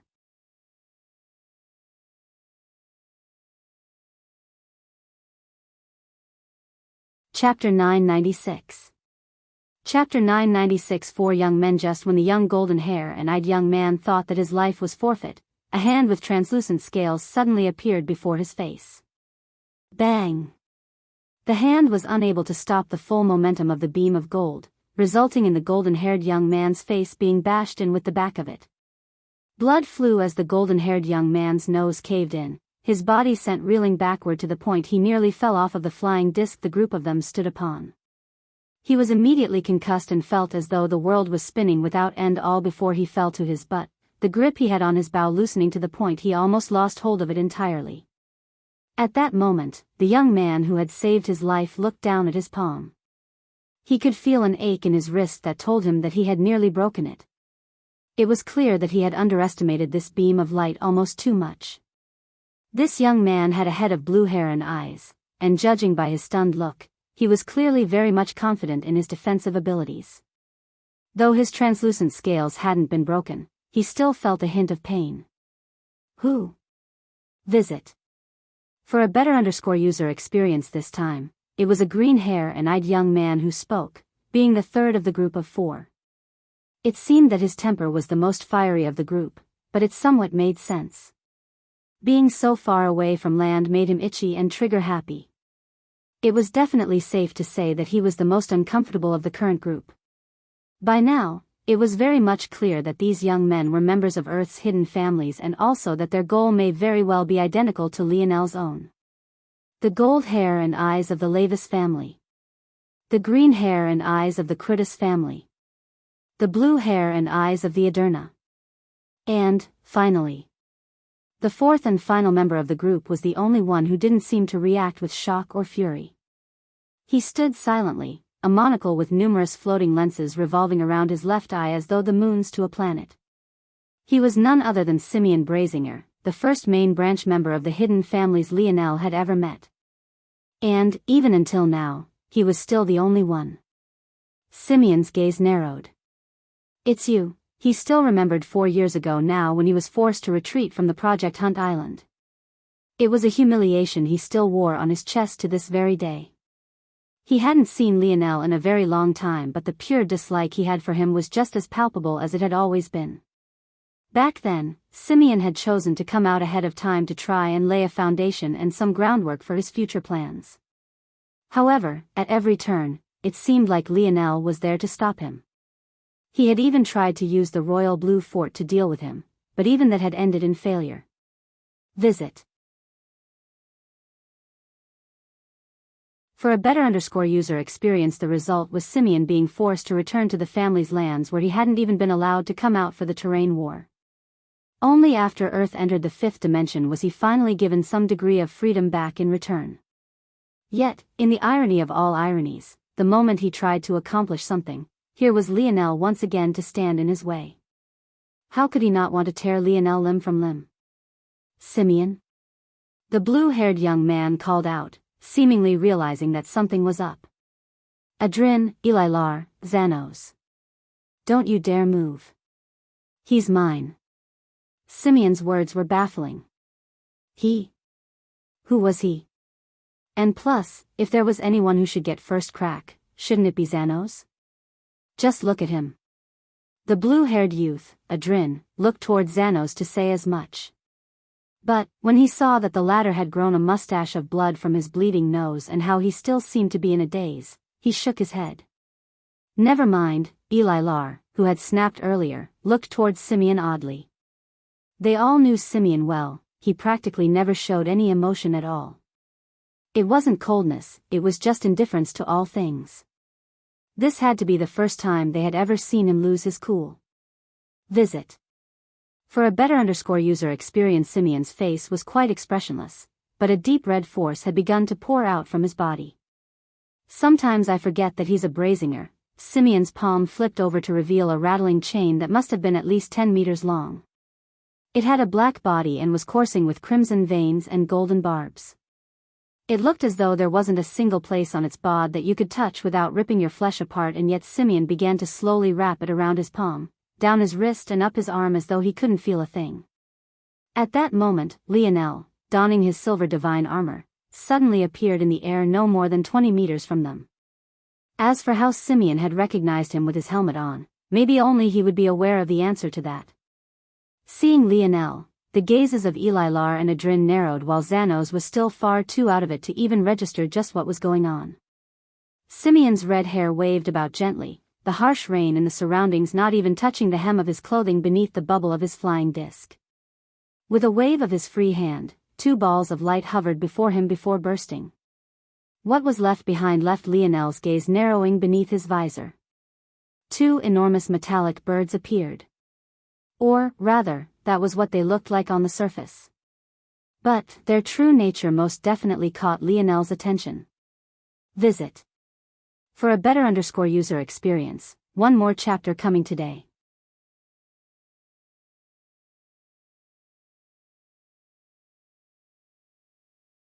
Chapter 997.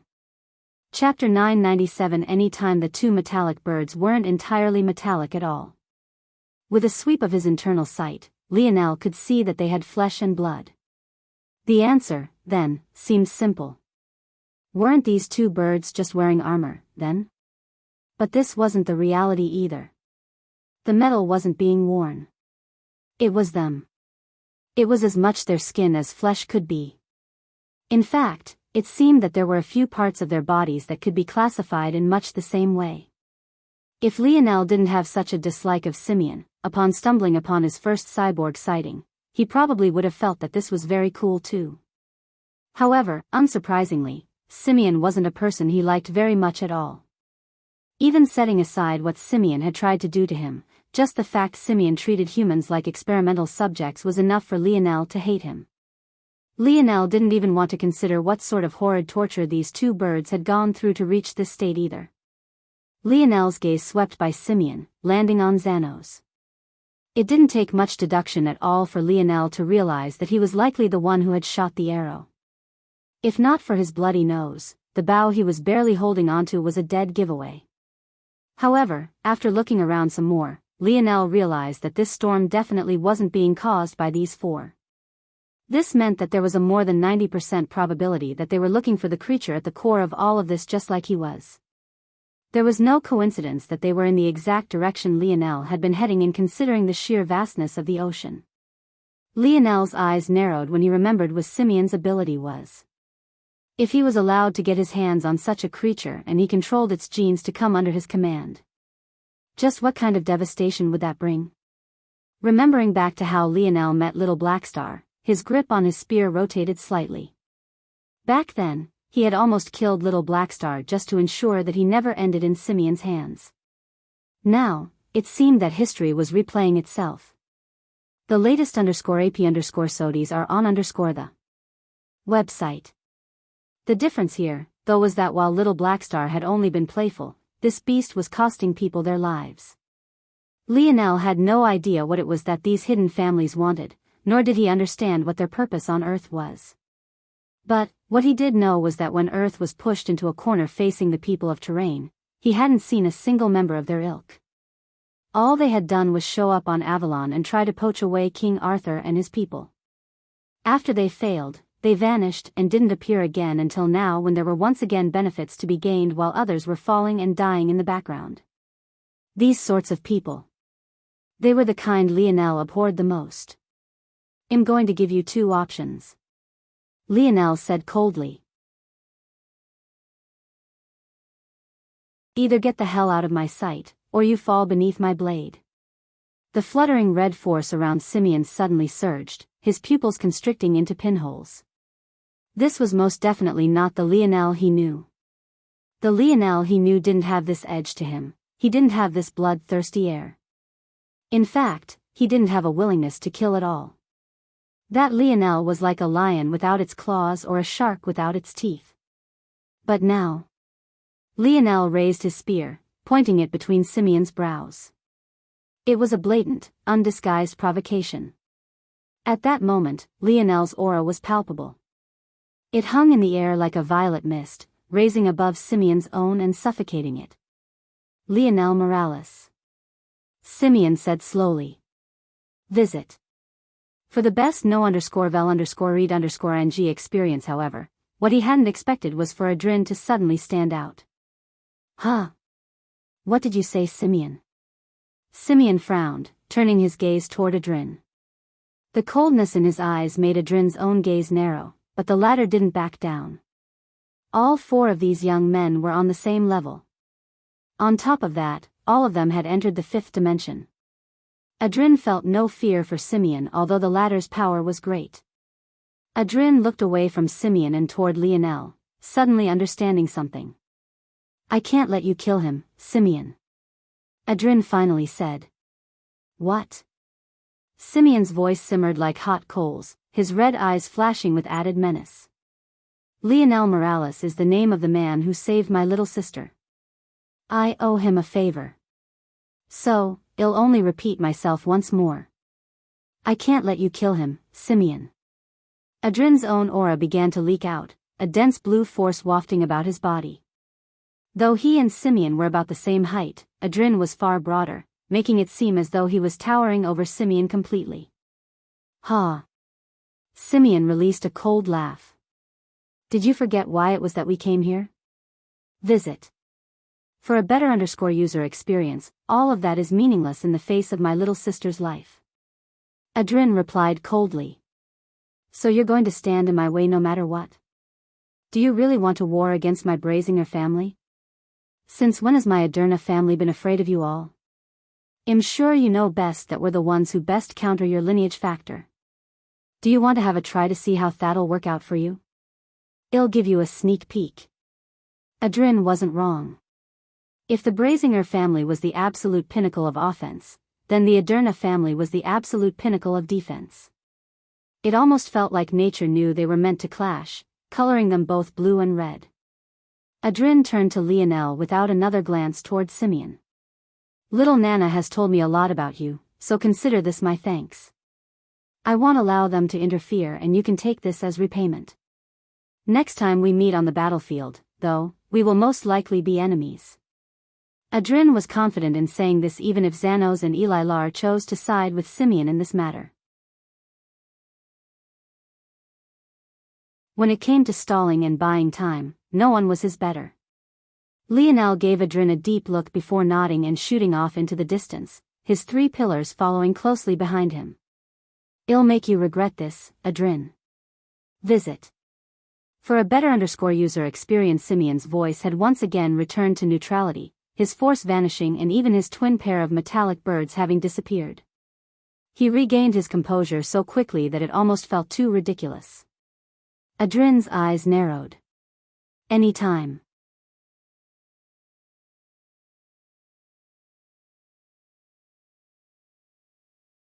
Chapter 998. Chapter 998. Beautiful Simeon soon vanished, teleporting back to what must have been the Brazinger family's estate.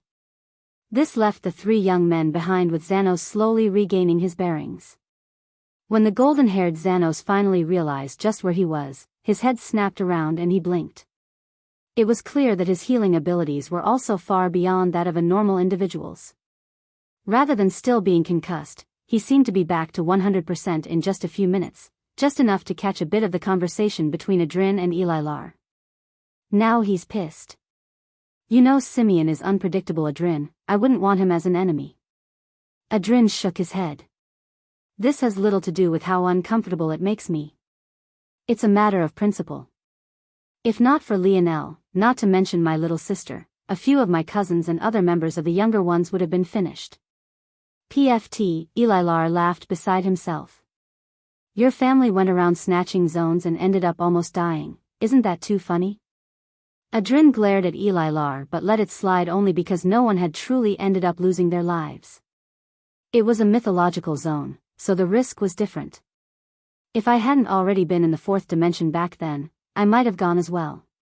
It was just unfortunate that it mutated into a unique zone. Visit. For a better user experience, Elilar's pupils constricted. He survived a unique zone? A unique zone was something that Lionel had already come across twice. Well, once that very nearly became twice if he counted the Joan zone. As such, to Lionel, it was no big deal and not even as rare as most made it seem to be. But the reality was that to most people, a unique zone was a death sentence. Pure and simple. To put this matter into perspective, one only need to think of the Valiant Pillar heirlooms of the Valiant Heart Mountain organization. That was the level of the technology one needed just to keep reusing an open zone. If one wanted to enter and interfere with a zone, the necessary threshold to meet was even higher. What did that mean? It meant the use of a treasure that was equivalent to the gold-grade Valiant pillars or even their superior. When things were put into this kind of perspective, just how shocking it was for Lionel to survive was painted out clearly. It also made it more obvious just what kind of enemy he had made by now handing over his findings from the Camelot zone as well. It was no wonder that they were infuriated. If not for the difficulty of traveling to lower dimensions as a higher dimensional existence, maybe they would have already sent someone Lionel couldn't possibly match up against. I see. So it seems that Earth really does have some young heroes of its own. The latest _AP_SODIs are on the website. Xanos spoke, wiping the blood from his lips. He didn't seem enraged by what had happened at all. In fact, his eyes had lit up to the point it seemed he might chase after Lionel right this moment. If they didn't know better, they'd think this battle freak was a member of the Brazinger family while it was Simeon who was a member of Xanos Lavis family. They don't just have one of them. Adrin said, looking off into the distance. Well, my fingers are itching. Xanos said with a grin. Elilar rolled his eyes. Can you be a little less shameless? You almost died just now. Lionel very quickly closed in on his destination, the rain above still pelting down and the thick, rumbling black clouds growing as solid as the earth itself. He hadn't hesitated to take Adrin up on his offer. After all, there was no need to fight a battle he didn't have to. Plus, the value of whatever was up ahead was no small matter, this Lionel knew for certain. It was likely that Adrin was also aware, which was why Lionel had birthed a healthy respect for the young man as well. Lionel's forward momentum came to a grinding halt once again. But, this time, there was no bowman nor was there any arrow. Visit. For the best no_vel_read_ing experience up ahead, as though a halo of heavenly light, there was a small hole in the dense black clouds. Compared to the kilometers of distance these storm clouds covered, this 10-meter wide hole was like a pin drop. A ray of golden light descended from it, gently touching the surface of the water to create a scene that left Lionel completely speechless. All around, the raging tides of black water rose and fell, even crashing about the pillar of slightly slanted light. And yet, the waters that were graced by this light's touch were not only completely and perfectly still, but they had a beautiful sky blue color to them that made one think of clear tropical oceans one could see to the very bottom of. Within this beautiful, still and clear water was a single koi fish with gorgeous golden scales and fins so delicate and flexible that they looked like transparent silk fabric soaking in the water. The koi fish was just 2 feet in length and was practically an ant in comparison to the colossal creatures Lionel had come across today, and yet it pulled him in while simultaneously giving him a sense of danger he had never experienced before. Beautiful, it was the most gorgeous creature that Lionel had ever seen. Let alone killing it, he couldn't even muster up the fortitude he would need just to harm it. It was like a delicate flower, the absolute last of its kind, radiating the beauty of its ancestors and carrying the weight of an entire species on its shoulders. For a long while, Lionel just stared, his heart gripped by something inexplicable that he couldn't even begin to express in words. Visit. For a better user experience, he was so enraptured that he didn't notice the grotesque, vile, and foul-smelling creature that raised its tentacle to his back.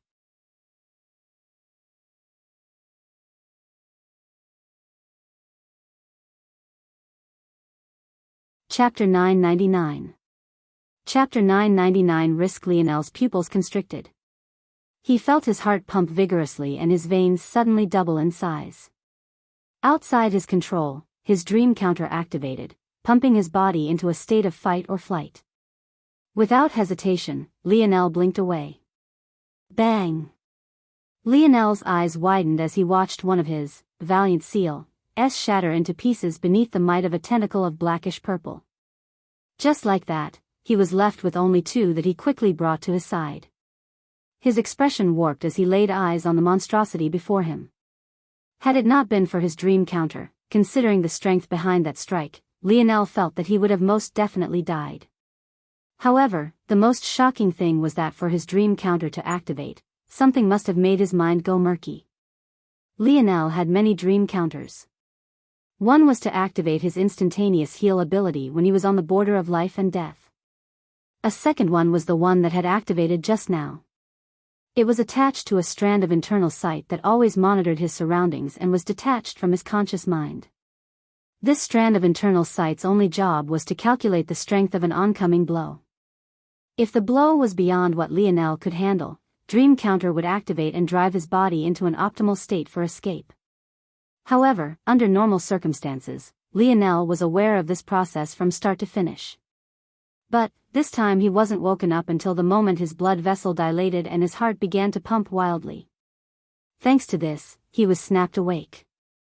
It made him realize that he had entered an odd trance just now, and it was all related to that golden-scaled koi fish. Visit. For a better user experience that said, Lionel didn't have the time to mind that koi fish now as this tentacle monstrosity before him was bearing down with a foul smell that he only just now registered. Without hesitation, Lionel used dream sense, splitting his sense of smell to the point it was dulled considerably. Brandishing his spear, he swept it forward, his wrist flicking several times as he retreated. In an instant, dozens of the monster's tentacles were severed, flying about in a rain of purple blood that dripped down the sea below and revealing bowels that left Lionel stunned. Its defenses are terrible. What Lionel didn't realize just yet that it wasn't that the monster's tentacles lacked defense, but rather that his spear force had become too powerful for it to defend against.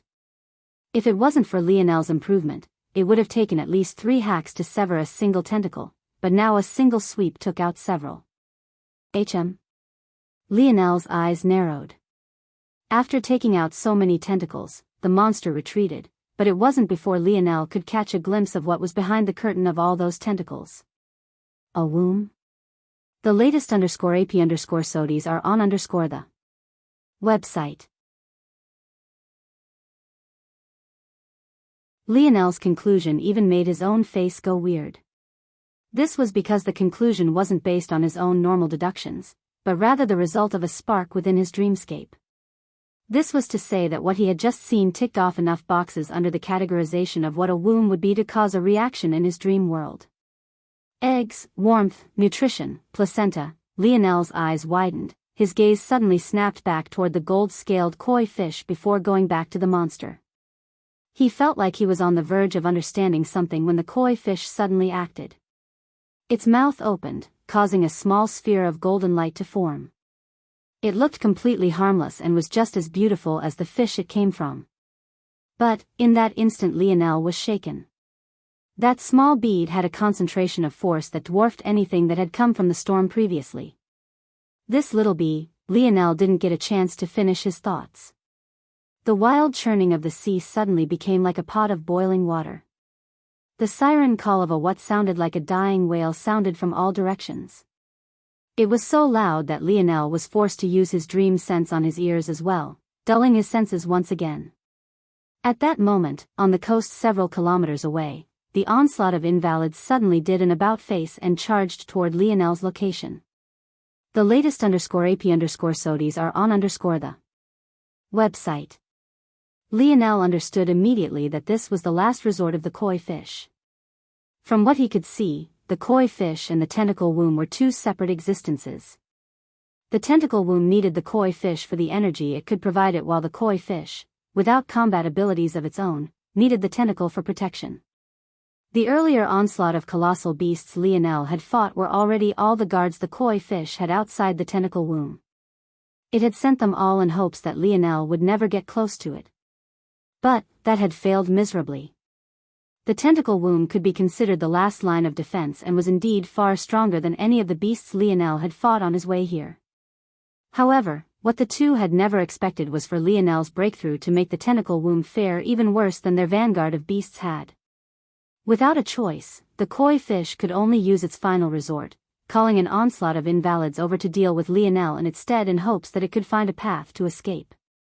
"Can't you just take your loss with grace?" Lionel chided in his mind. "Fuck it.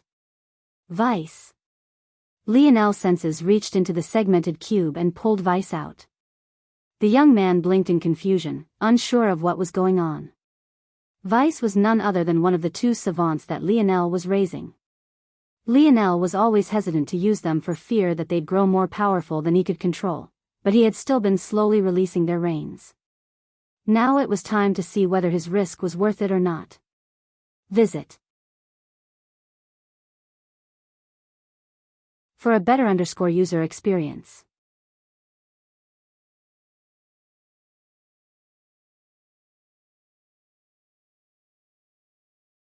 Chapter 1000. Chapter 1000. Vice and Candlevice was confused about what was happening, but sensing a threat to his life, he immediately reacted with all the strength he could muster, freezing everything for several kilometers in space as he took a step behind Lionel, fearfully looking around. Lionel's gaze glowed when he felt this. For one, Vice's ability no longer seemed to have any impact on him. This wasn't because Vice wasn't as good a savant as he seemed to be originally, but rather that his ability had barely reached a fifth-dimensional level. Thanks to Lionel's divine armor being constructed with evolution or as its core, what should have been his fourth-dimensional armor actually had the strength and abilities of a fifth-dimensional armor. Thanks to this, he was able to concentrate his spatial domain down to becoming the equivalent of a force skin, thus allowing him strong control over the space force around himself. This was all to say that Lionel was likely the only one not impacted by Vice's ability. However, even this was just the tip of the iceberg. Vice's ability wasn't as simple as a spatial lock. Its boundaries worked similarly to Lionel's, Valiant Seal, and were like the borders separating two worlds. This meant that not only were all the invalids surging toward the two of them frozen, but this also meant that the invalids that had been rushing toward them could no longer sense the wild fluctuations force being released by the golden koi fish. Lionel whistled, feeling that savants were really the universal cheat code. If he wasn't restraining Vice's progress, just how powerful would he be by now? Lionel couldn't even wrap his head around it. Visit. For the best no_vel_read_ing experience, how long can you maintain this? Lionel asked Vice. Vice, who had been hiding behind Lionel, looked toward him with a blank expression. Every time Lionel looked into his eyes, all he could see was vacancy. With Candle, she at least had a normal range of human emotion, it was just that she tended to the extreme. However, after a long while of observation, Lionel felt that Candle might have grown up to be a perfectly normal girl had she never been locked away. Now, though, her trauma was a weight on her heart that was difficult for her to release. Vice, however, didn't have these emotions. And any emotion that he did show was just a reflection of what he saw around him, as though he was projecting what he thought others wanted to see rather than being his true self. If someone like Vice had grown up in normal society, he would probably be very charismatic and have a knack for manipulating the people around him. It was just too bad for him that his skill in this facet was stunted by his upbringing, thus allowing Lionel to see through him easily. Even now, while Vice was acting scared and hiding behind Lionel, he was only doing so because this was exactly what Candle would do if she was suddenly brought out like this. The more time those two spent together, the more of her personality that Vice imprinted onto himself. At this moment, though, Vice was looking at Lionel as though he couldn't understand the question. It was then that Lionel chuckled and understood. Stamina? That was something only non-savants had to worry about. Vice's look was as good as telling him that he had no time limit and could hold this indefinitely. He didn't have a concept of how long. Visit. For the best no_vel_read_ing experience, got it. Then keep it up. Lionel brought out the surfboard and allowed Vice to stand on it so he could release his grip on the latter's shoulder. Then, he also brought Candle out. As expected, seeing the dark clouds above, the frozen rain in the surroundings, and the giant tentacle monster to the side, Candle immediately shrieked and hid behind Lionel as well. Lionel's approach to dealing with Candle was much different than how he dealt with Vice. He gave her comfort and a few caring words almost immediately. He realized that this was his own bias shining through. After all, he felt that Candle was genuine while Vice was not. But, for now, he let things play out this way. He wanted to see just how Vice evolved from here. Maybe I shouldn't do this myself. I wonder if the dimensional verse has therapists and psychologists specialized in dealing with savants. But if they do, which of them can I trust? There was a hidden reason why Lionel had chosen to take the risk of raising two savants on his own, and that was his grandfather. Lionel simply didn't believe that his grandfather could be so cruel as to kill 99% of Earth's population for the sake of clearing out as many invalids as possible ahead of time, and yet leave such a hidden danger like these savants behind without cause or reason. There was definitely something about this choice that Lionel didn't have enough information to understand just yet. Visit. For a better user experience, Lionel patted Candle on the head until her tears were soothed and her breathing became even once more. I just wanted to let you out to experience the world. If you want to go back and it isn't a problem, just let me know. Candle sniffled and looked around, her shoulders shuddering when she saw the tentacle womb. She stretched a hand out and caused a massive mirror without borders to appear in the sky, blocking the view of the monster. Only then did she relax. When she swept her gaze around and saw the koi fish, her eyes lit up. So pretty, Lionel smiled. You two stay here, I'll be back. Okay. The two replied at once. The surfboard hovered just a foot over the dark waters, allowing Candle to sit and glide her feet about it. The latest _AP_SODIES are on the website. Lionel appeared on the other side of Candle's mirror and observed the tentacle womb. He could tell that it was struggling to move away, but it couldn't no matter how hard it tried. The abilities of savants were truly too sick. Such a powerful creature couldn't even lift a finger to stop it. Can this tentacle womb clone creatures?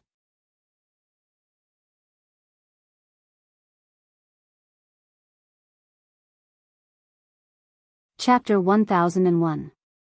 Chapter 1001 Units. Lionel asked the question that had been on the tip of his tongue for the longest time instantly, not holding back at all. Ping, replying to seed, yes. How does it clone creatures?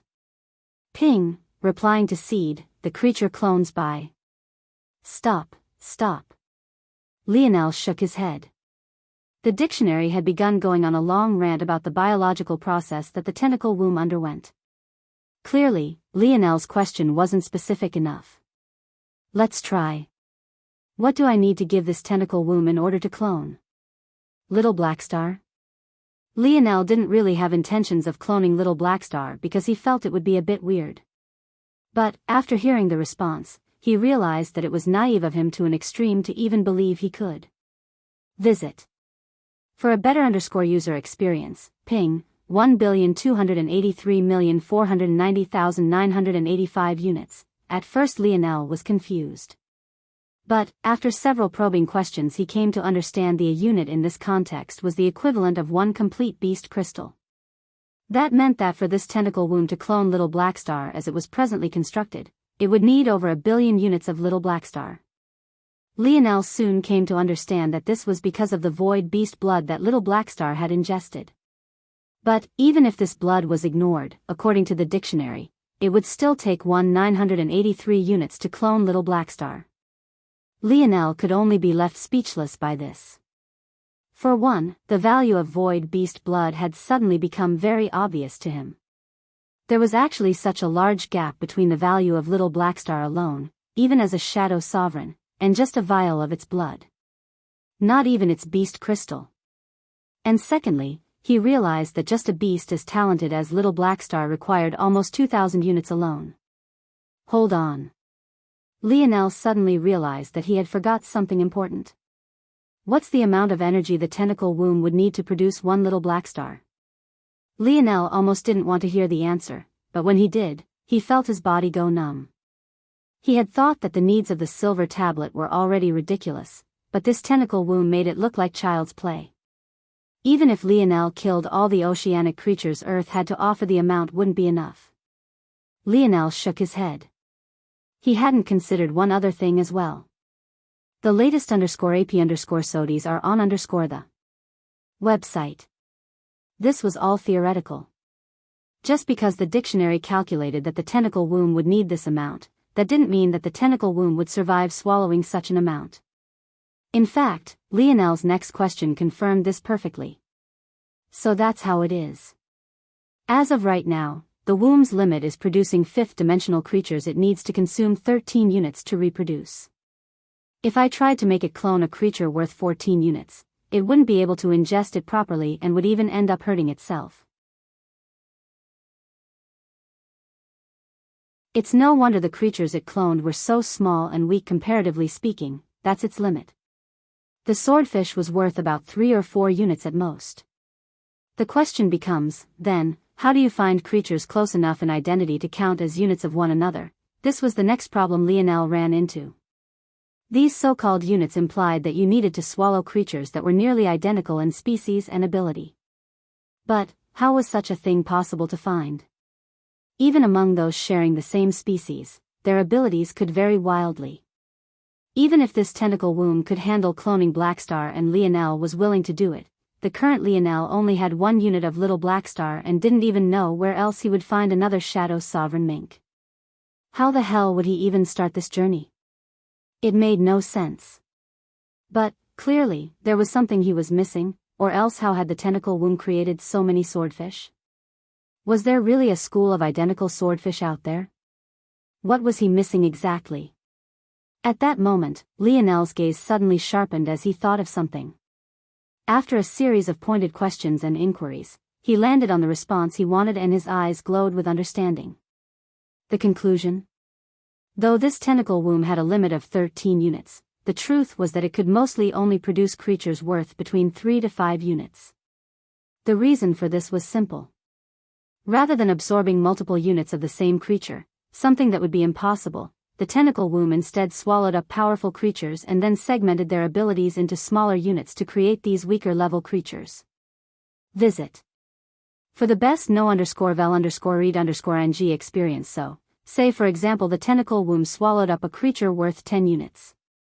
It was impossible that it would find 9 more exact types of this creature with the same genetic code and ability. So, instead of doing this, it would parse this creature into smaller parts. Because the original creature was innately worth more to begin with, its smaller parts were able to cover all the units these weaker creatures would need to be produced to begin with. To put this in the simplest terms possible, the swordfish that Lionel had fought earlier likely came from a more powerful king swordfish. Unable to reproduce this king swordfish, the tentacle womb instead divided the king swordfish up so that it would be worth multiple units of the weaker creature it eventually came to represent. I understand. So, if this tentacle womb were to, hypothetically, absorb Little Blackstar, the creatures it would produce would be several weaker versions of Little Blackstar instead. Lionel's gaze glowed brighter and brighter as he thought of this, his thoughts spinning as one idea after another popped into his head. He thought of everything from using the blue whale dwarfing crocodile's corpse to create an army of living water guns all the way up to just what kind of monster this tentacle womb would be if he one day strengthened it enough that even giving birth to void beasts was no longer impossible. Lionel understood now just how important this tentacle womb would have been to Simeon. If it was paired with the latter's genetic modification ability, it would be like giving wings to a tiger. I guess that favor can really be considered to be repaid. Lionel took a deep breath and didn't get ahead of himself. Just the birth of a single creature took a ridiculous amount of energy. Why else would the tentacle womb pair up with this golden-scaled koi fish? That said, wasn't that fish still right here? Lionel's gaze shifted toward the frozen koi fish, still looking as beautiful as ever. He even almost fell into another trance. Dictionary, how many units would cloning this guy take? Visit. For a better user experience, Lionel was curious. Was Little Blackstar or this little guy better?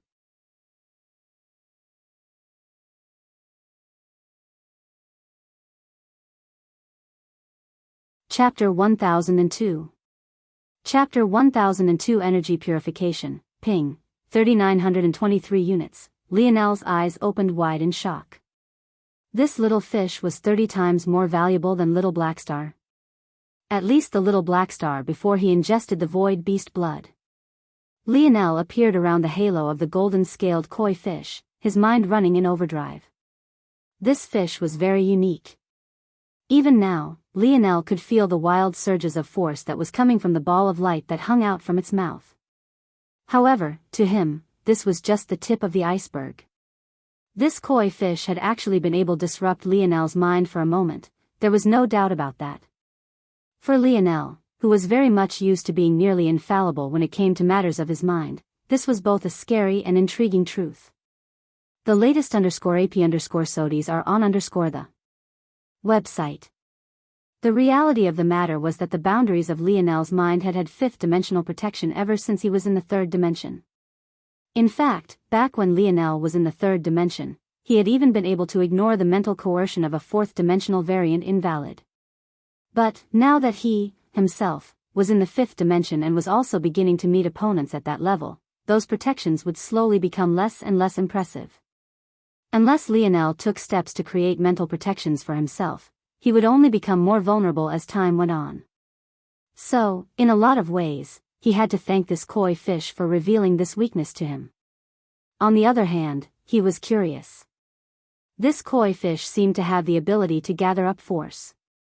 Its affinity for force was so great that it could even overrule a force's natural tendency to bend it to its will. The question, though, was what did this have to do with the mental coercion Lionel had experienced? It's not that large of a logical leap. With all the types of forces that this koi fish can control, who's to say that there isn't one particularly good at mental coercion? I can't use my dream force to force people into illusions, but there are those with different abilities to my own that do rely on dream force to do exactly that.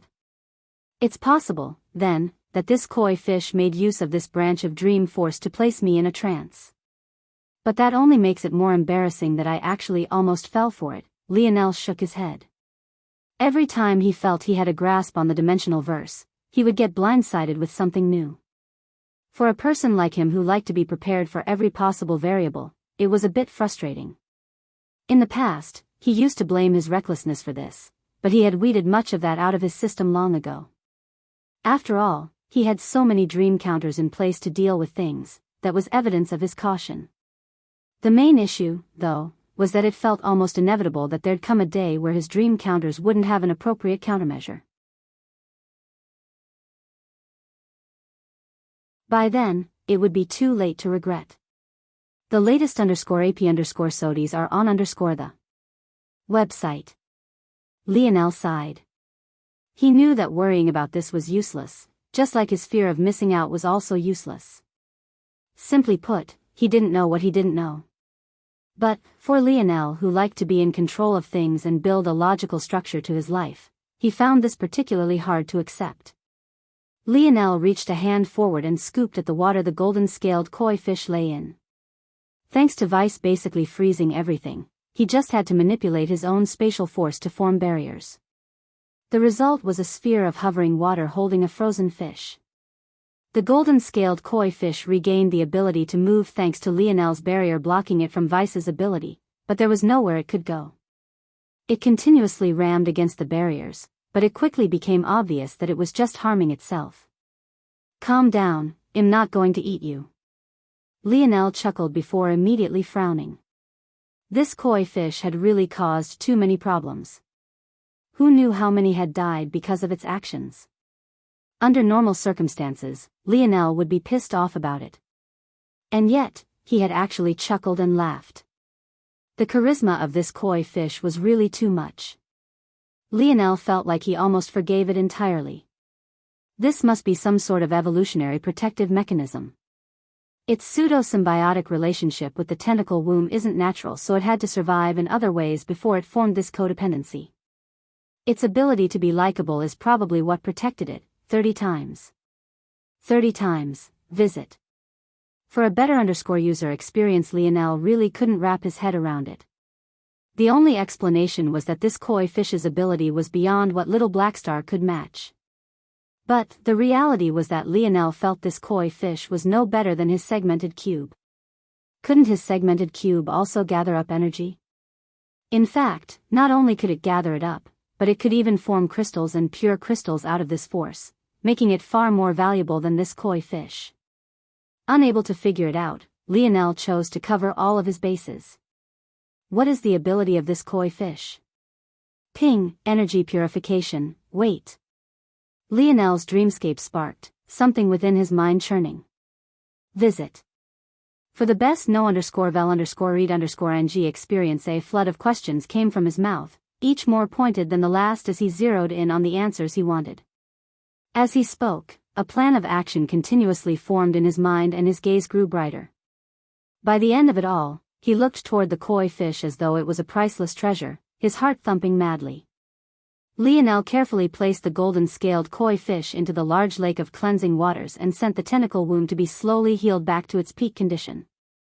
Then, he picked up vice and candle before shooting off into the distance, his intent blazing. You're tuning in to the Biyao's Wuxia Chronicles YouTube channel.